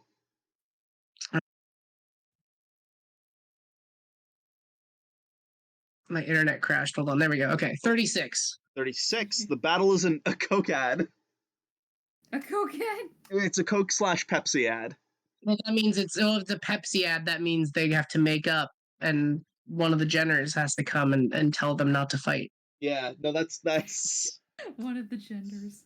and also Jenners, like the Oh, the Jenners. I thought I said genders. Yeah. and also wasn't it Kylie Jenner did that? I think, right? Kylie Jenner. So dumb. I also you have to also they're both wearing either red or blue. Okay. I don't think that affects much. It removes camouflage, I think. Well, I don't think you can really camouflage in the Millennium Falcon to begin with. Fair. Unless Uh-huh. I am going to pull something here. I think the White Death would win. Really? The White Death is much better at analyzing his environment. He would probably realize that the floorboards are hollow, realizing that you can disguise yourself underneath using the smuggling compartments of the Millennium Falcon and use that to ambush Crazy Horse and shoot him from below. That's a bit of a stretch. I'm gonna be I real. think he could do it. I think that's a stretch even for this show. I know. Just bear with me, okay? Okay. He's proven himself to be an expert of disguise, well, not disguise, but hiding and figuring out his environment. It is super easy to tell that the floors of the Millennium Falcon are hollow. Fair. I'll There are believe easy, you. distinguishable panels on the floor, and if you stomp on them, they echo. I think he could figure it out. Yeah, fair. I'm going to agree with you. Go White Death. Well, he might actually I win. want White Death to win, goddammit. Next up. Oh, wait a minute. Guys, I think there's an upset. What? Uh-oh. I fucked up. Oh no. You remember when the Barefoot Bandit won? And I accidentally gave it to Crazy Horse? No, it's fine. We'll just give it to Crazy Horse. No, I feel like we're not redoing all. They made to redo all those fights, and I'm not doing. it's only 4 fights. I'm not doing it. I'm not doing it. All I'm right. not doing it. Well, just know I think the Barefoot Bandit. You know what? How about this? We just replace Crazy Horse with the Barefoot Bandit. Fine. But then in that case, then the Barefoot Bandit would have won, and I want the White Death. Well, I mean, All right, fine, I will give it to Barefoot Bandit. That's such bullshit. I'm sorry. Look, I'm sorry. So mad. I'm so mad about it. I'm actually really sorry, but Yeah, be sorry. Feel bad. actually, hang on. I'm actually going to My day is fully ruined. give me Your one pain is moment bad, because I you should feel actually need bad. to fully reset this. Oh, good lord. It's fine. It's fine. He still wins. Barefoot Bandit still super wins. I'm sorry. I actually, that's entirely Dude, my fuck up. this feels like fan fiction. You're literally rewriting the last hour. Look, legitimately, that was like my You're mistake. rewriting the last hour of content. I'm actually really sorry. I feel bad, but I legitimately feel really bad. Anyway, Cleopatra versus It's Spring Hill. fine. I'm fucking with you, but like at the same time, I know. Anyway, Cleopatra versus Spring Hill Jack. I want Spring Heel Jack to win, to be honest, because I'm I- tired of giving it to Cleopatra. Because we keep giving Cleopatra the horny enemies. I Well- know Spring Heel Jack is horny, but Yeah. like, I don't think he would have fucked her. Yeah, fair. Well, let's see where it is, because that also is a factor. 190. 190. Non-binary Joan of Arc play. Remember that? That's wait, whoa, that's Yes. 190? Cut, That I guess. wait, that means we updated that when that came out last. Wow. Holy shit. All right. Well, anyway, Do we have an event? yeah, sorry, I'm just shocked by the non-binary Joan of Arc play. Yes, we do. 70. We already did 70. That's 92. Cool. 92. I don't think Fiesta mode. All weapons change randomly every 90 seconds. Yes. Okay. I think that was one of the. Did I suggest that You definitely Fiesta mode? Because I was playing Halo at the time. Yeah, that was definitely something you suggested. Yeah. That Okay. gives Cleopatra a significant advantage, actually. Okay. But I think physically, I still think Spring Heel Jack has like the most intrinsic ability. Fair, but also, He can jump, he has demon powers, you know. well, yeah, demon powers are mostly just fire breath. It's in this pussy case. versus demon, okay? Yeah. That being said, I also do think Cleopatra has a pretty good chance, just because she.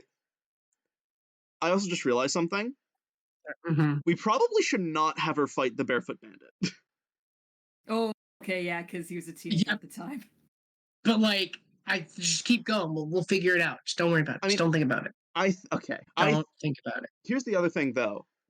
She also has 2 lions still. Yeah. Do you want her to win? Kinda. Are you willing to make that choice? Why? What do you? I'm not. If you are, I'll go with it. What are you planning? I'm just. If you think that this could work, go. I mean, do it. Do it. Do what you gotta do. It's also the non-binary Joan of Arc play, so there's also not many places he could leap to. Yeah. I mean, yeah. She could win. Koi, what do you think? Let it be on your head. No one wants it to happen, but it has to happen. I guess I'll go with Cleopatra. Oh no. All right. Cleopatra wins. No. Next up is Barefoot Bandit versus Spring-Heeled Jack. Okay. Two stealthy This one is a mother little more truckers interesting. together. It's way more I interesting. would be Yeah. It's going to be very dependent on stage and like item Yeah, or event. absolutely. In fact, All this right. is one of the ones where I think we should automatically make it an event because I think it'd be too hard to Yeah. decide with even All just right. the stage. So location is 181. 181, the Nether from Minecraft. Okay. We've covered both Minecraft locations now. And then event is going to be 83. 83.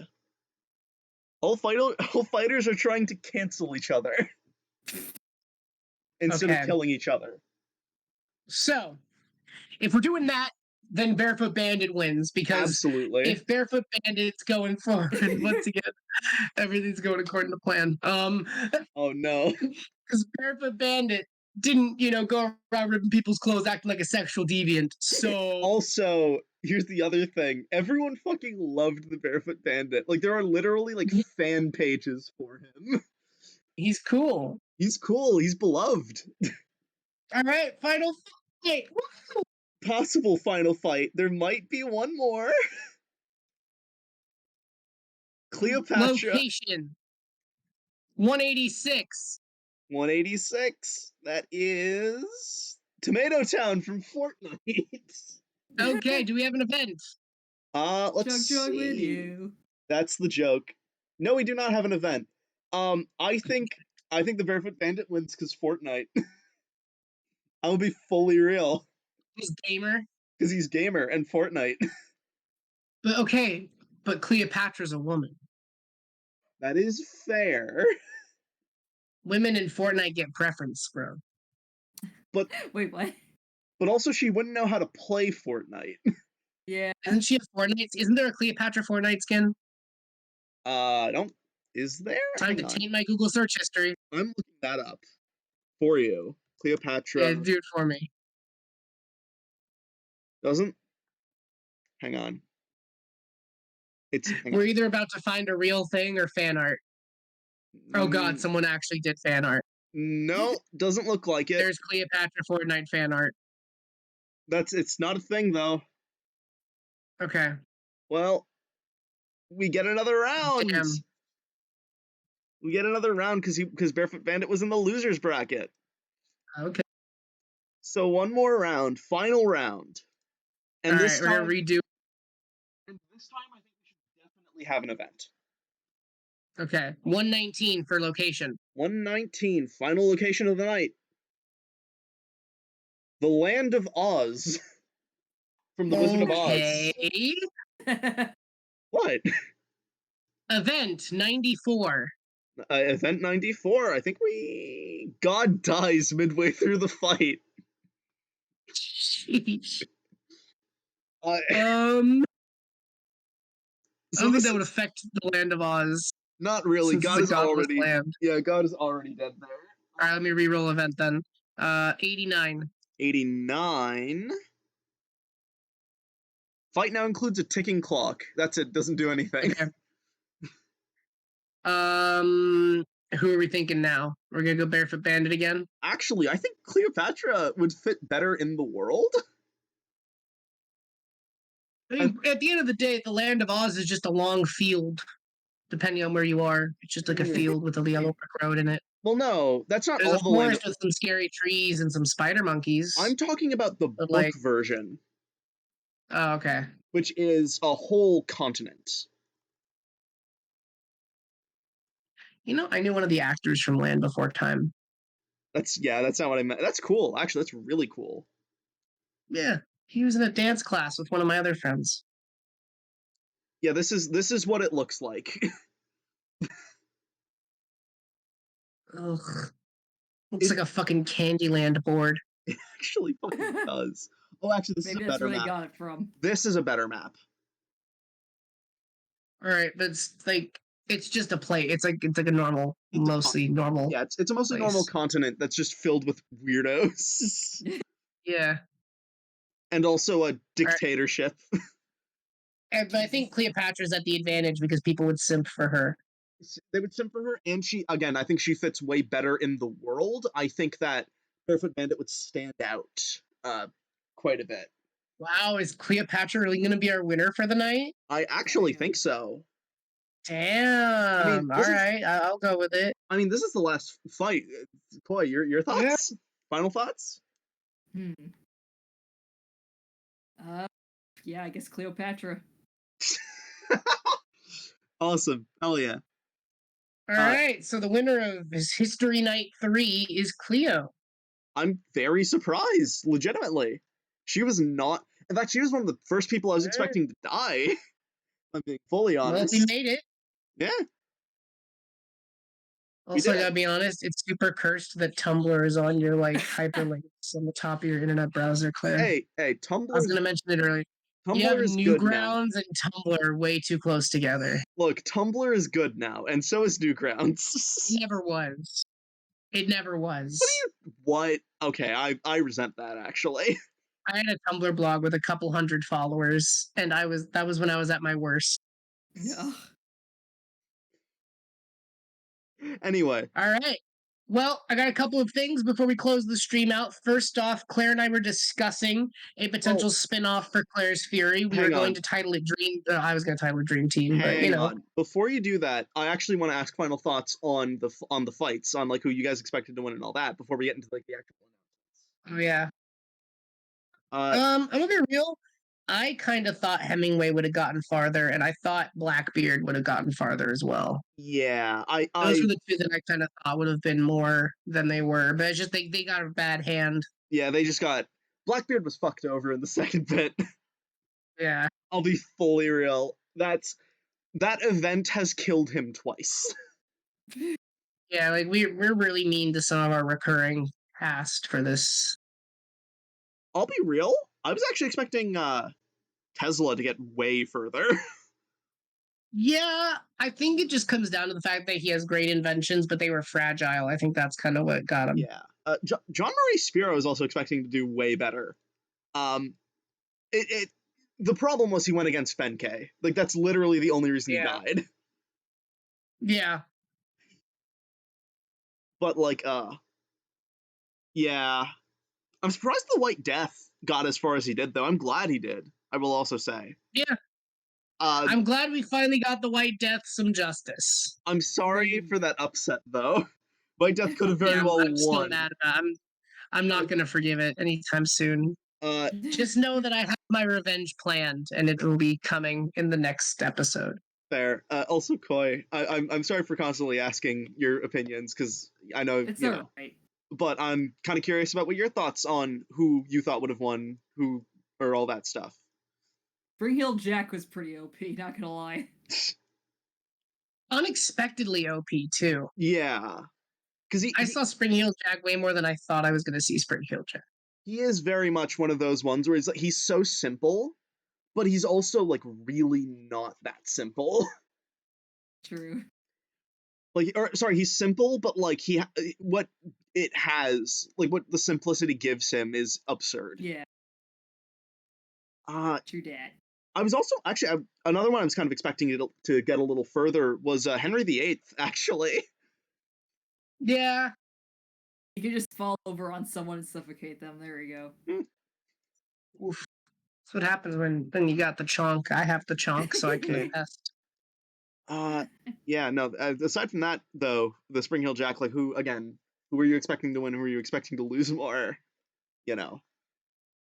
I think there's a lot of fights here that could have gone, like, both ways. That were like, this more than other episodes we've done, this one was a lot more dependent on stages and events than we usually end up being. Absolutely. But that's also, I think that's more so just because of the time, and we're all kind of tired. And we didn't want to, like, But no, I do think a lot of these characters, like a lot of these guys were evenly matched, and it was like the stage that was the deciding factor for a lot of them. Blackbeard and Crazy Horse, good example of that. The Queen Anne's Revenge one was a wild dice roll, to be fair. That was. It would have. Blackbeard would have won if it was not a reverse fight. Yeah. All right. Yeah. Anyway, announcements. Couple announcements. I'm currently working on a spin-off of Claire's Fury. We're calling it Dream Team. That's the project name, but it might change. The idea, very similar. Instead of pitting these guys against each other, we would be constructing teams of various themed characters and sending them on a mission of some sort. Yeah, or an and it would be how adventure. they work together if they were able to accomplish it. There'd be various types and things like that. It's in progress. I'm currently writing some ideas out for it. Expect to see some of our favorite characters from here in Claire's Fury again, because we will be reusing them because they're too good not to reuse. Oh, absolutely. Um, Other announcements, I am currently in process of writing a very comprehensive Hogwarts Legacy takedown. It's a lot. Um, as I may have enjoyed my first playthrough, but I did find there to be a lot of problems with some of the things in the game, as I've discussed with Yeah. Claire privately. There's so much happening there that I think it's very important to discuss it, because I honestly feel it falls and it has a lot of the same issues that the book series did. Yeah. So I think it'll be a fun conversation. But I want to make it very clear before that stream happens that I will not be discussing majority of the outside. I'm going to be purely discussing the game itself as well as its content. Mhm. For that stream, I might do another stream where I talk about the more overarching things, but for that, I want to focus on the story of that particular game, Yeah. just so I don't like get off topic. Other things, I don't know what my stream schedule is going to be going forward. I'm a full-time student. I'm doing class 40 hours a week plus. Mhm. But I'm working on making a schedule that works. Yep. Like it's just figuring it out.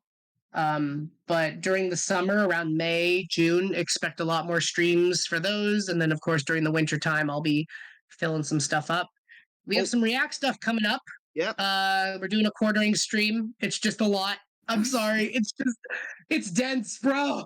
We're also I'm not sure if you forgot about this or not. We also planned a 420 special that I'm very Yes. excited about. Yes, we are doing a 420 special. What day does that fall on? Like, what day of the week is 420 this year? I was gonna say, it's 420, but like I'm gonna double check that actually. 420 is a Thursday. I get out of school at like 3 p.m. on Thursdays. I could do it. Yeah, we can do it totally.